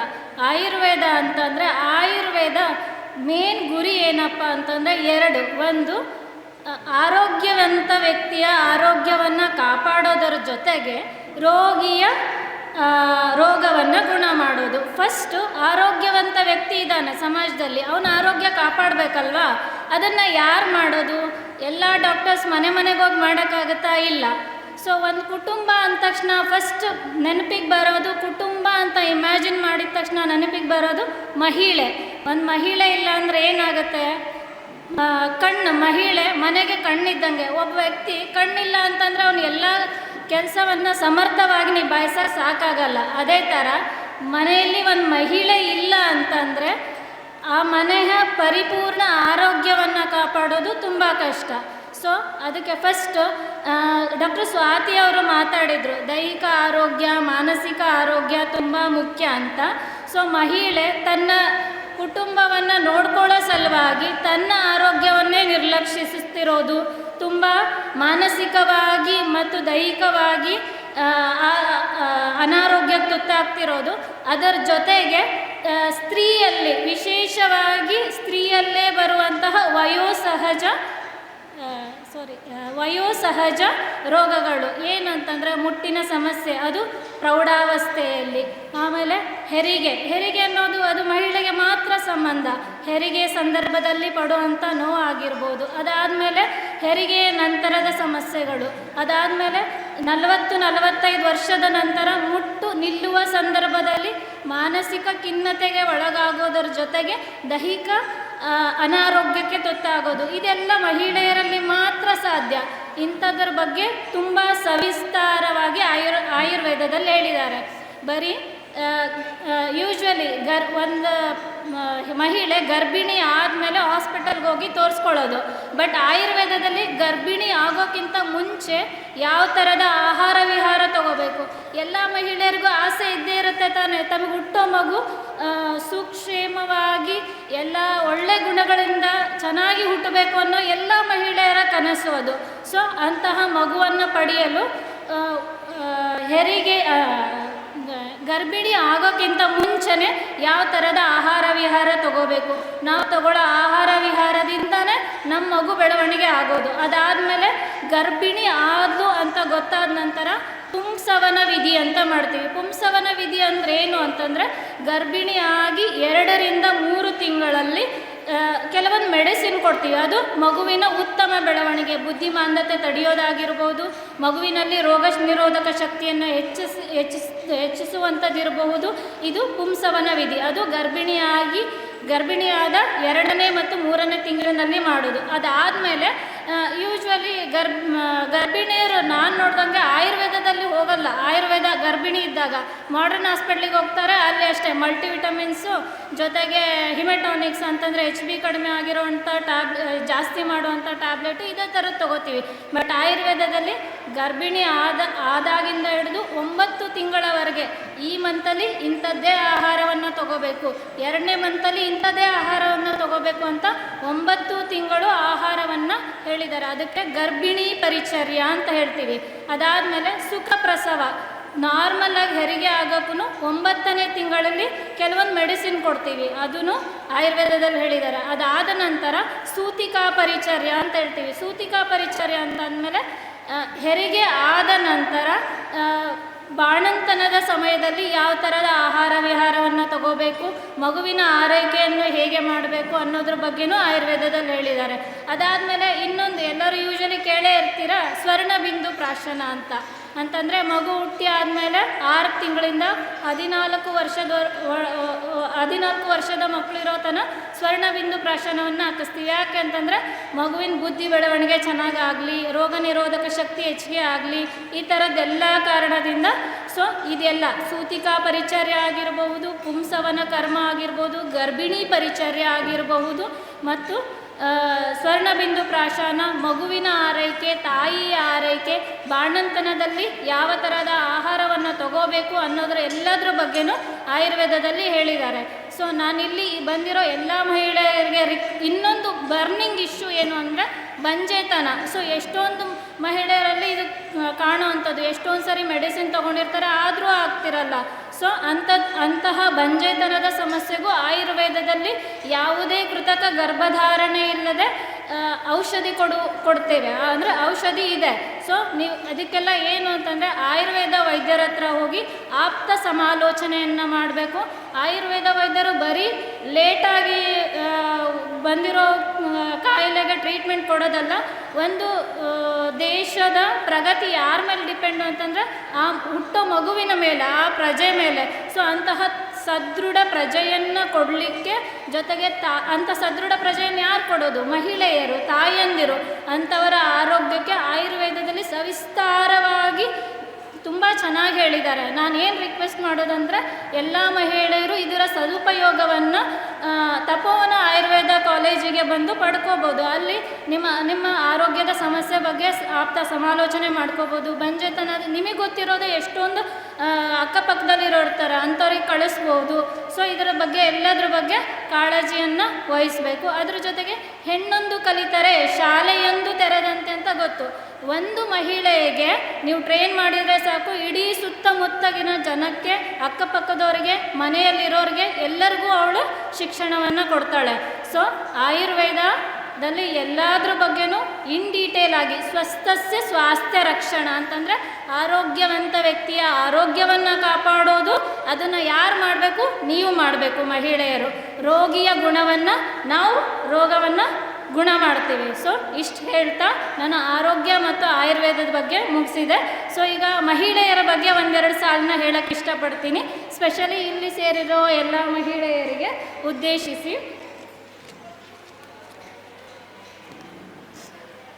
ಸ್ತ್ರೀ ಎಂಬುದು ಒಂದು ಪದವಲ್ಲ, ಅದು ಒಂದು ಮಹಾಶಕ್ತಿ. ಬದುಕಿಗೊಂದು ಶಕ್ತಿ, ಧೈರ್ಯ, ಚೈತನ್ಯ, ಬಲ, ಸ್ಫೂರ್ತಿ ತುಂಬುವವಳೆ ಮಹಿಳೆ. ಅದಷ್ಟೇ ಅಲ್ಲ, ಹೆಣ್ಣಾಗಿ ಹುಟ್ಟಿರುವುದೇ ಒಂದು ಭಾಗ್ಯ. ಬಿಕಾಸ್ ನಾವು ಒಂದು ಹೆಣ್ಣು ಮಾತ್ರ ಇನ್ನೊಂದು ಹುಟ್ಟಿಗೆ ಕಾರಣವಾಗಲು ಸಾಧ್ಯ. ಹೆಣ್ಣೆಂಬುದು ಕೀಳುತನವಲ್ಲ, ಹೆಣ್ಣೆಂಬುದು ಹೆಮ್ಮೆಯ ವಿಷಯ. ಇದ್ರ ಜೊತೆಗೆ GS ಶಿವರುದ್ರಪ್ಪ ಅವರ ಒಂದೆರಡು ಸಾಲನ್ನ ನಾನು ಹೇಳಕ್ಕೆ ಇಷ್ಟಪಡ್ತೀನಿ. ಮನೆ ಮನೆಯ ದೀಪ ಮೂಡಿಸಿ, ಹೊತ್ತು ಹೊತ್ತಿಗೆ ಅನ್ನ ಉಣಿಸಿ, ತಂದೆ ಮಗುವ ತಬ್ಬಿದಾಕೆ, ನಿನಗೆ ಬೇರೆ ಹೆಸರು ಬೇಕೆ, ಸ್ತ್ರೀ ಎಂದರೆ ಅಷ್ಟೇ ಸಾಕೆ. ಮನೆಯ ದೀಪ ಮುಡಿಸಿ, ಹೊತ್ತು ಹೊತ್ತಿಗೆ ಅನ್ನ ಉಣಿಸಿ, ತಂದೆ ಮಗುವ ತಬ್ಬಿದಾಕೆ, ನಿನಗೆ ಬೇರೆ ಹೆಸರು ಬೇಕೆ, ಸ್ತ್ರೀ ಎಂದರೆ ಅಷ್ಟೇ ಸಾಕೆ. ಸ್ತ್ರೀ ಎಂಬುದು ಬರೀ ಒಂದು ಪದವಲ್ಲ, ಅದು ಒಂದು ಮಹಾಶಕ್ತಿ. ಇಲ್ಲಿರುವ ಎಲ್ಲ ಸ್ತ್ರೀಯರು ಒಂದೊಂದು ಮಹಾಶಕ್ತಿ. ಸೊ ಒನ್ಸ್ ಅಗೇನ್ ಎಲ್ಲರಿಗೂ ಮಹಿಳಾ ದಿನಾಚರಣೆಯ ಶುಭಾಶಯಗಳು. ನನಗೆ ಇಷ್ಟು ಮಾತನಾಡಲು ಅವಕಾಶ ಮಾಡಿಕೊಟ್ಟ ಜನಶಿಕ್ಷಣ ಸಂಸ್ಥಾನದ ಅಧ್ಯಕ್ಷರಾದ ಜಯಲಕ್ಷ್ಮಿ ಮೇಡಮ್ ಅವರಿಗೂ, ಮತ್ತು ಇಲ್ಲಿ ಸೇರಿರುವ ಎಲ್ಲ ಗಣ್ಯರಿಗೂ ಮತ್ತು ಎಲ್ಲ ಮಹಿಳೆಯರಿಗೂ ಸಮಾಧಾನವಾಗಿ ಕೂತು ನನ್ನ ಒಂದೆರಡು ಮಾತುಗಳನ್ನು ಕೇಳಿಸಿಕೊಂಡ ಎಲ್ಲ ಮಹಿಳೆಯರಿಗೂ ಧನ್ಯವಾದಗಳು. ಡಾಕ್ಟರ್ ರೂಪಾ ಅವರಿಗೆ ಧನ್ಯವಾದಗಳು. ಈಗ ನಮ್ಮೆಲ್ಲರನ್ನು ಉದ್ದೇಶಿಸಿ ನಮ್ಮ ಸಂಸ್ಥೆಯ ಸಂಸ್ಥಾಪಕರು ಹಾಗೂ ಜನಶಿಕ್ಷಣ ಸಂಸ್ಥೆಯ ಮಾಜಿ ಅಧ್ಯಕ್ಷರಾಗಿರುವಂಥ ಜಯಲಕ್ಷ್ಮಿ ಮೇಡಮ್ ಅವರು ಮಾತಾಡಬೇಕು ಅಂತ ಹೇಳಿ ಕೇಳ್ತೀವಿ. ಅವ್ರಿಗೆ ಸ್ವಾಗತವನ್ನು ಕೋರ್ತಾ ಇದ್ದೀವಿ. ಎಲ್ರಿಗೂ ನಮಸ್ಕಾರ. ಎಲ್ರಿಗೂ ನಮಸ್ಕಾರ. ಎಲ್ಲರೂ ಬ್ಯಾಕ್. ಓಕೆ, ಮಹಿಳಾ ದಿನಾಚರಣೆಯ ಎಲ್ಲರಿಗೂ ಶುಭಾಶಯಗಳು. ವೇದಿಕೆ ಮೇಲಿದ್ದಂಥ ಎಲ್ಲ ಗಣ್ಯರಿಗೂ ನಮಸ್ತೆ. ಸೊ ನಿಮಗೂ ಎಲ್ಲರಿಗೂ ವೆಲ್ಕಮ್ಮು. ಇಲ್ಲಿ ಕಷ್ಟಪಟ್ಟು ಬಂದಿದ್ದೀರಾ, ಥ್ಯಾಂಕ್ ಯು. ಓಕೆ, ಇವತ್ತು ನಾವೆಲ್ಲ ಇಲ್ಲಿ ವುಮೆನ್ಸ್ ಡೇ ಏನು ಮಾಡೋಕ್ಕೆ ಬಂದಿದ್ದೀವಿ, ಏನು ಮಾಡ್ತಾಯಿದ್ದೀವಿ, ವುಮೆನ್ಸ್ ಡೇನ ಏನು ಮಾಡ್ತಾಯಿದ್ದೀವಿ? ಓಕೆ, ಮಾಡ್ತಾಯಿದ್ದೀವಿ. ಏನು ಮಾಡ್ತಾಯಿದ್ದೀವಿ? ಖುಷಿ ಆಗ್ತಾ ಇದೆಯಾ? ಎಷ್ಟು ಜನ ಫಸ್ಟ್ ಟೈಮ್ ಇನ್ವಾಲ್ವ್ ಆಗಿದ್ದೀರಾ? ಮೊದಲನೇ ಸರಿ ವುಮೆನ್ಸ್ ಡೇ ಮಾಡ್ತಾ ಇರೋರು ಎಷ್ಟು ಜನ? ಓ, ಸೊ ಆಲ್ಮೋಸ್ಟ್ ಎಲ್ಲರಿಗೂ ಖುಷಿಯಾಗಿದೆ. ಖುಷಿ ಆಗ್ತಾ ಇದೆಯಾ ನಾವು ವುಮೆನ್ಸ್ ಡೇಗೆ ಹೋಗ್ತಾ ಇದ್ದೀವಿ ಅಂತ? ನನಗೂ ಖುಷಿ ಆಗ್ತಾಯಿದೆ ನಿಮಗೆಲ್ಲ ಜಾಯ್ನ್ ಆಗಿಬಿಟ್ಟು. ಸೊ ಯಾವಾಗಲೂ ನಾವು ವುಮೆನ್ಸ್ ಡೇನ ನಮ್ಮಲ್ಲಿ ಆರ್ಗನೈಸ್ ಮಾಡಿ ನಿಮಗೆ ಕರಿತಾ ಇದ್ವಿ. ಇವತ್ತು ನಾವೇ ನಿಮ್ಮಲ್ಲಿ ಬಂದಿದ್ದೀವಿ. ಯಾಕೆ? ಸೊ ನಮ್ಮ ಗ್ರೂಪ್ ಇಷ್ಟು ದೊಡ್ಡದಾಗಿದೆ. ನಾವು ನಮ್ಮಲ್ಲಿ ತುಂಬ ಜನ ಆಗಬೇಕಂತ ಹೇಳಿ ಬೇರೆ ಬೇರೆ ತಾಲೂಕುಗಳಿಂದ ಎಲ್ಲ ಜನ ಸೇರಿಸ್ಬಿಟ್ಟು ನಮ್ಮಲ್ಲಿ ಪ್ರೋಗ್ರಾಮ್ ಮಾಡ್ತಾಯಿದ್ವಿ. ಸೊ ಇಲ್ಲೇ ಪ್ರೋಗ್ರಾಮ್ ಆರ್ಗನೈಸ್ ಮಾಡಿದ್ದು ಕಾರಣ ನಿಮ್ಮ ಗ್ರೂಪ್ ದೊಡ್ಡದಾಗಿದೆ. ಒಂದು ಕಡೆ ನಾವು ಮಾಡಿದ್ರೆ ಸಾಕಪ್ಪ, ನಮ್ಮ ಮಹಿಳೆಯರು ತುಂಬ ಜನ ಇದ್ದಾರೆ, ನಾವು ಒಂದು ಕಡೆ ಮಾಡ್ಬೋದು ಅಂತ. ಹೌದಾ? ಅದಕ್ಕೆಲ್ಲ ಕಾರಣ ನಮ್ಮ JSS ಟೀಮು, ನಿಮ್ಮ ರಿಸೋರ್ಸ್ ಪರ್ಸನ್ಸು, ಹಾಗೂ ನೀವು ಇಚ್ಛೆಪಟ್ಟು ಏನೋ ಕಲಿಬೇಕು ಅಂತ ಬರ್ತಾ ಇದ್ದೀರಾ. ನಮಗೂ ಖುಷಿ ಕೊಡುತ್ತೆ. ಓಕೆ, ಇಲ್ಲಿ JSS ಆಫೀಸ್ ಎಲ್ಲಿದೆ ಅಂತ ಎಷ್ಟು ಜನಕ್ಕೆ ಗೊತ್ತು? JSS ಆಫೀಸ್, ನಮ್ಮ ಆಫೀಸು ಎಲ್ಲಿದೆ? ದಾವಣಗೆರೆ. ಎಷ್ಟು ಜನ ನೋಡಿದ್ದೀರಾ? ನೋಡಿಲ್ಲ? ಸೊ ನಿಮ್ಮ ರಿಸೋರ್ಸ್ ಪರ್ಸನ್ಗೆ ಹೇಳಬೇಕು, ನಮ್ಮ ಸುಮಾರು ಪ್ರೋಗ್ರಾಮ್ಗಳು ಇಟ್ಟಿರ್ತೀವಿ ನಾವು, ಅಲ್ಲಿ ನೀವು ಬರಬೇಕು. ಅಲ್ಲಿ ಕೂಡ ತುಂಬ ನಿಮ್ಮ ಥರ ಬೇರೆ ಬೇರೆ ತಾಲೂಕಿಂದ ತುಂಬ ಜನ ಬರ್ತಾರೆ. ನಿಮ್ಮದು ಈ ಏರಿಯಾ ಒಂದಿದೆ, ಸೊ ಅಲ್ಲಿ ಆ ಕಡೆ ಈ ಕಡೆಯಿಂದ ತುಂಬ ಜನ ಬೇರೆ ಬೇರೆ ಕಡೆ ಎಲ್ಲ ತುಂಬ ಪ್ರೋಗ್ರಾಮ್ಸ್ ಮಾಡ್ತಾ ಇರ್ತೀವಿ. ನಮ್ಮದು ಶ್ರೀ ಶಕ್ತಿ ಅಸೋಸಿಯೇಷನ್ ಅಂತ ಹರಿಹರದಲ್ಲಿದೆ. JSS ಅನ್ನೋದು ಅದರದೊಂದು ಭಾಗ. ಸೊ ನಿಮ್ಮಲ್ಲಿ ಪ್ರೋಗ್ರಾಮ್ ಸ್ಟಾರ್ಟ್ ಮಾಡಬೇಕಾದ್ರೂ ನಿಮ್ಮ ರಿಸೋರ್ಸ್ ಪರ್ಸನ್ಸ್ ಹೇಳಿದಾರಾ ಎಲ್ಲಿ ಏನು ಅಂತ? ಅದ್ರ ಬಗ್ಗೆ ತಿಳ್ಕೊಳ್ಳಿ ಪ್ಲೀಸ್. ಏನೋ ಒಂದು ತಿಳ್ಕೊಬೇಕು, ಅದೇ ವುಮೆನ್ಸ್ ಡೇ ಅನ್ನೋದು. ನಾವು ಹೊಸ ಹೊಸಗಳ ವಿಚಾರಗಳನ್ನು ತಿಳ್ಕೊಳ್ಳೋದು, ಅದ್ರ ಬಗ್ಗೆ ಇನ್ನೊಬ್ರಿಗೆ ಹೇಳೋದು, ನಾವು ಕಲಿಯೋದು, ಅದನ್ನೆಲ್ಲ ಶೇರ್ ಮಾಡ್ಕೊಳ್ಳೋದು, ಫ್ರೆಂಡ್ಶಿಪ್ ಬೆಳೆಸೋದು. ಫ್ರೆಂಡ್ಶಿಪ್ ಅಂದರೆ ನಾವು ಬರೀ ಹರಟೆಗೆ ಫ್ರೆಂಡ್ಶಿಪ್ ಬೆಳೆಸೋದು ಆ ಥರ ಅಲ್ಲ. ತುಂಬ ಸುಮಾರು ವಿಚಾರಗಳಿರುತ್ತೆ, ಅದನ್ನು ಡಿಸ್ಕಷನ್ ಮಾಡುವಂಥದ್ದು. ನಾವು ಏನು ಮಾಡ್ತಾಯಿದ್ದೀವಿ, ಎಲ್ಲಿಂದ ಬರ್ತಾ ಇದೆ. ಹೌದಾ? ನಿಮಗೆ ಇದು ಪ್ರೋಗ್ರಾಮ್ಸ್ ಎಲ್ಲ ಡೆಲ್ಲಿಯಿಂದ ಬರುತ್ತೆ. ಡೆಲ್ಲಿಯಿಂದ ಈ ಪ್ರೋಗ್ರಾಮ್ಸ್ಗಳು ನಮ್ಮ ಮೂಲಕ ನಿಮಗೆ ನಾವು ತಲುಪಿಸ್ತೀವಿ. ಅಲ್ಲಿಂದ ಬರುತ್ತೆ. ನಮ್ಮ ಆಫೀಸ್ ಹರಿಹರದಲ್ಲಿರೋದು ಶ್ರೀ ಶಕ್ತಿ ಅಸೋಸಿಯೇಷನ್ ಅಂತ, ಅದರದ್ದು ಒಂದು ಭಾಗ ಇದು JSS. ಸೊ ದಯವಿಟ್ಟು ನಿಮ್ಮ ರಿಸೋರ್ಸ್ ಪರ್ಸನ್ಸ್ಗೆಲ್ಲ ಕೇಳಿಕೊಂಡು, ಸೊ ಒಂದು ಸಲ ಎಲ್ಲ ಪ್ರೋಗ್ರಾಮ್ ಇರುತ್ತೆ, ಮಿಸ್ ಮಾಡಬೇಡಿ. ಏನಾದರೂ ಒಂದು ಕಾರಣಕ್ಕೆ ಕರೆಸಿರ್ತಾರೆ, ಬನ್ನಿ, ಅದನ್ನು ತಿಳ್ಕೊಳ್ಳಿ. ಮತ್ತು ಎಲ್ಲರೂ ಡೈಲಿ ಅಟೆಂಡ್ ಆಗ್ತೀರಾ ಕ್ಲಾಸಸ್ಸು? ಎಲ್ಲರೂ ಅಟೆಂಡ್ ಆಗ್ತೀರಾ? ಅಟೆಂಡೆನ್ಸ್ ಹಾಕ್ತಾರಾ? ಮಿಸ್ ಮಾಡ್ತಾರಾ? ಇಲ್ಲ. ಓಕೆ, ನಿಮಗೆ ಕ್ಲಾಸಸ್ ಬಗ್ಗೆನೂ ಏನಾರು ತೊಂದರೆಗಳು ಆ ಥರ ಇದ್ದರೆ ಡೈರೆಕ್ಟಾಗಿ ನೀವು ಹೇಳ್ಬೋದು, ಏನು ತೊಂದರೆ ಇಲ್ಲ. ಅದನ್ನು ನಾವು ಸರಿಪಡಿಸೋಣ. ಏನಾದರೂ ಇದ್ದರೆ ಇನ್ಫಾರ್ಮೇಷನ್, ನಿಮಗೆ ಕರೆಕ್ಟ್ ಮಾಹಿತಿಗಳು ಸಿಗ್ತಾ ಇಲ್ಲ, ಕರೆಕ್ಟ್ ಟ್ರೈನಿಂಗ್ ಆಗ್ತಿಲ್ಲ, ಆ ಥರ ಏನಾದ್ರು ತೊಂದರೆ ಇದ್ದರೆ ದಯವಿಟ್ಟು ನಮ್ಮನ್ನು ಗಮನಕ್ಕೆ ತರಬೇಕು. ನಿಮ್ಗೆ ಏನು ಅನುಕೂಲ ಬೇಕು ಮಾಡಿಕೊಡ್ತಾಯಿದ್ದೀವಿ. ಓಕೆನಾ? ಇವತ್ತು ವುಮೆನ್ಸ್ ಡೇ ಎಲ್ಲರೂ ಕಲರ್ಫುಲ್ಲಾಗಿ ಕಾಣ್ತಾ ಇದ್ದೀರಾ. ಆಲ್ ಬ್ಯೂಟಿಫುಲ್ ವುಮೆನ್ಸ್ ಅಂತ ಹೇಳ್ಬೋದು. ನಮ್ಮಲ್ಲಿ ಆ್ಯಕ್ಚುಲಿ ಸ್ಟೇಜ್ ನೋಡ್ತಾ ಇದ್ದೀರಾ, ಕಲರ್ಫುಲ್ಲಾಗಿದೆ. ಯಾಕೆ? ಇಲ್ಲಿ ನಮ್ಮ ಕಾಲೇಜ್ ಪ್ರಿನ್ಸಿಪಲ್ ಕೂಡ ಲೇಡಿ. ಹೌದಾ? ಇಲ್ಲಿ ಬ್ಯಾಂಕ್ ಮ್ಯಾನೇಜರ್ ಕೂಡ ಲೇಡಿ. ನಮ್ಮ JSS ಡೈರೆಕ್ಟರ್ ಕೂಡ ಲೇಡಿ. ನಾವು ಕೂಡ ಯೂನಿಟಲ್ಲಿ ನಾವು ಲೇಡೀಸು. ನಮ್ಮ ಎಲ್ಲ ಡಾಕ್ಟರ್ಸ್ ಕೂಡ ಲೇಡೀಸು. ಸೊ ನಿಮ್ಮ ಜೊತೆ ಇದು ಆ್ಯಕ್ಚುಲಿ ಸ್ಪೆಂಡ್ ಮಾಡಿ, ಪಾಪ 2-3 ಜನ ಇದ್ದಾರೆ, ಸಾರಿ ಗಂಡ್ಮಕ್ಳು. ಇವತ್ತು ವುಮೆನ್ಸ್ ಡೇ ಅಡ್ಜಸ್ಟ್ ಮಾಡ್ಕೊಳ್ಳಿ. ಹೌದಾ? ಸೆಲೆಬ್ರೇಟ್ ಮಾಡ್ತಾಯಿದ್ದೀವಿ, ಎಂಜಾಯ್ ಮಾಡಿ. ಸೊ ನಮ್ಮ ಕಾರ್ಯಕ್ರಮಗಳು ಮತ್ತು ಮೇಡಮರು ಬ್ಯಾಂಕ್ ಬಗ್ಗೆ ಹೇಳ್ತಾಯಿದ್ರು. ಈಗ ನಮ್ಮ ಪ್ರೋಗ್ರಾಮ್ ಆದಮೇಲೆ ಒಂದು ಸರ್ಟಿಫಿಕೇಟ್ ವಿತರಣೆ ಇರುತ್ತೆ ಬ್ಯಾಚ್ ಆದವ್ರಿಗೆ. ಆ ಸರ್ಟಿಫಿಕೇಟು ಸೆಂಟ್ರಲ್ ಗೌರ್ಮೆಂಟು. ಅದಕ್ಕೆ ನಿಮಗೆ ಲೋನ್ ಸಿಗೋ ಫೆಸಿಲಿಟೀಸ್ ಇರುತ್ತೆ ಬ್ಯಾಂಕಲ್ಲಿ. ನಮ್ಮ ಮೇಡಮರ ಹತ್ರ ಮಾತಾಡಿದೆ, ಅವಕ್ಕೆಲ್ಲ ಕೆಲವೊಂದು ಡಾಕ್ಯುಮೆಂಟ್ಸ್ ಕೇಳ್ತಾರೆ. ಅದ್ರ ಪ್ರಕಾರ ನೀವು ಅವ್ರಿಗೆ ಸ್ಪಂದಿಸಿದ್ರೆ ಅದಕ್ಕೆಲ್ಲ ಲೋನ್ ಇರುತ್ತೆ. ಸೊ ಸೊ ಆರಾಮಾಗಿ ಸೆಂಟ್ರಲ್ ಗೌರ್ಮೆಂಟ್ ಸರ್ಟಿಫಿಕೇಟ್ ಅದು ನಿಮಗೆ ಸಿಗ್ತಾ ಇರೋದು ಸೆಂಟ್ರಲ್ ಗೌರ್ಮೆಂಟ್ ಸರ್ಟಿಫಿಕೇಟು ಅಂತ ಇಂಥ ಸರ್ಟಿಫಿಕೇಟ್ ಅಲ್ಲ. ಅದನ್ನು ನೀವು ದಯವಿಟ್ಟು ಯೂಸ್ ಮಾಡ್ಕೋಬೋದು. ಅಲ್ಲಿ ಬ್ಯಾಂಕಲ್ಲಿ ವಿಚಾರಿಸಿದ್ರೆ ಅದಕ್ಕೆ ನಿಮಗೆ ಅದಕ್ಕೆ ವ್ಯಾಲ್ಯೂ ತಕ್ಕಂತೆ ಲೋನ್ಸ್ ಇರುತ್ತೆ. ಲೋನ್ಸ್ ಪಡ್ಕೊಂಡು ನೀವು ಅದಕ್ಕೆ ಹಂತ ಹಂತವಾಗಿ ಕಟ್ಬಿಟ್ಟು ನಿಮ್ಮ ಜೀವನನ ಸಾಗಿಸ್ಬೋದಲ್ವಾ. ಸಕ್ಸಸ್ಫುಲ್ ವುಮನ್ ಆಗಬೇಕಾ? ಆಗಬೇಕಲ್ವಾ. ಸೊ ಅದನ್ನು ಯಾವುದೇ ಕೆಲವೊಂದು ತುಂಬ ಯೂಸ್ಫುಲ್ ಥಿಂಗ್ಸ್ ಇರುತ್ತೆ. ನಮ್ಮ ಸಂಸ್ಥೆಗೆ ಬಂದಬೇಕು, ಇಲ್ಲ ಜಗದೀಶ್ ಅವ್ರು ಇರ್ತಾರೆ, ಅವ್ರಿಗೆ ವಿಚಾರಿಸಿ ಪ್ರಶ್ನೆ ಮಾಡಿ ಹೇಗೆ ಸರ್ ಏನು ಎತ್ತ ಅಂತ. ಸುಮ್ಮನಿದ್ರೆ ಏನೂ ಆಗಲ್ಲ. ನಿಮ್ಗೆ ಏನು ಬೆನಿಫಿಟ್ಸ್ ಬೇಕು ನಮ್ಮ ಸಂಸ್ಥೆಗೆ, ನಮ್ಮ ಸಂಸ್ಥೆಯಲ್ಲಿರೋ ವ್ಯಕ್ತಿಗಳಿಗೆ ವಿಚಾರಿಸಿದ್ರೆ ಅದ್ರ ಬಗ್ಗೆ ಹೇಳ್ತಾರೆ. ಸೊ ಮತ್ತು ಸಂಘಗಳು ಸುಮಾರು ನಮ್ಮ ಇನ್ನೂ ಸಂಘಗಳು ಆಗಬೇಕು. ಈವನ್ ಸಂಘಗಳಿಗೆ ನಾವು ಹೆಲ್ಪ್ ಮಾಡ್ತೀವಿ ಅಂತ ಮೇಡಮವ್ರು ಹೇಳ್ತಿದ್ರು. ಅದಕ್ಕೇ ನಾವು ಬ್ಯಾಂಕ್ನವ್ರು ಮೇಡಮವ್ರಿಗೆ ಕಳಿಸಿರೋದು. ನಿಮ್ಮ ಸಂಘಗಳು ಮಾಡಿ, ಅದಕ್ಕೆ ಸಬ್ಸಿಡೀಸ್ ಕೂಡ ಇದ್ದಾವಂತೆ ಹೇಳ್ತಿದ್ರು. ತುಂಬ ಥರ ನಿಮ್ಮ ಇದಕ್ಕೆ ಅಂತ ಸಂಘಗಳು JSS ಸಂಘಗಳು ಕಡಿಮೆ ಎಷ್ಟು 7 ಎಷ್ಟು ಇದೆ ಅಂದರೆ ಜಗದೀಶ್ ಅವ್ರು ಹೇಳಿದರು. ಸೊ ಇನ್ನೂ ಸಂಘಗಳು ಆಗಬೇಕು. ಹೊಸ ಹೊಸ ಬ್ಯಾಚ್ ಎಲ್ಲ ಸಂಘ ಮಾಡ್ಕೊಳ್ಳಿ, ಅದನ್ನು ಯೂಸ್ ಮಾಡ್ಕೊಳ್ಳಿ. ಯಾವುದೇ ನಮಗೆ ಗೌರ್ಮೆಂಟ್ ಕೆಲವೊಂದು ಸ್ಕೀಮ್ಸ್ ಕೊಟ್ಟಿರ್ತಾರೆ, ಅದನ್ನು ಯೂಸ್ ಮಾಡ್ಕೋಬೇಕು. ಸೊ ಇವತ್ತು ಎಲ್ಲರೂ ಹೆಲ್ತ್ ಚೆಕಪ್ ಮಾಡಿಸ್ಕೊಂಡ್ರಾ? ಎಲ್ಲರೂ ಆರೋಗ್ಯವಾಗಿದ್ದೀರಾ? ಆರೋಗ್ಯವಾಗಿರಬೇಕು, ಖುಷಿಯಾಗಿರಬೇಕು. ನೀವಿದ್ದರೆ ನಾವು ಖುಷಿ, ನೀವು ಆರೋಗ್ಯವಿದ್ದರೆ ನಾವು ಆರೋಗ್ಯವಾಗಿರ್ತೀವಿ. ಹೌದಾ? ಓಕೆ. ಎಲ್ರಿಗೂ ಇನ್ನೊಂದು ಸಲ ವುಮೆನ್ಸ್ ಡೇ ವಿಶಸ್ ಮಾಡ್ತೀನಿ. ಇಲ್ಲೇ ಕಾರ್ಯಕ್ರಮಕ್ಕೆಲ್ಲ ಬಂದಿದ್ದೀರಾ, ಥ್ಯಾಂಕ್ ಯು. ನಮ್ಮನ್ನೆಲ್ಲ ಇಲ್ಲಿ ಒಳ್ಳೆ ಅರೇಂಜ್ಮೆಂಟ್ಸು ಮಾಡಿಕೊಟ್ಟಿದ್ದಾರೆ ಎಲ್ಲ ಸಂಸ್ಥೆಯವರೆಲ್ಲ ಸೇರಿ. ಮತ್ತು ಇನ್ನೊಂದು ಹೇಳಿದ್ರಲ್ಲ ಇದು ನಿಮಗೆಲ್ಲ ಇದು ಕೊಡ್ತಾರೆ, ಸರ್ಟಿಫಿಕೇಟ್ ಒಂದು ಇಶ್ಯೂ ಇರುತ್ತೆ, ಪ್ಲಸ್ ಪಾಸಸ್ ಏನೋ ಕೊಡ್ತಾ ಇದ್ದಾರೆ ಹಾರ್ಟ್ ಚೆಕಪ್ಸ್ಗೆಲ್ಲ.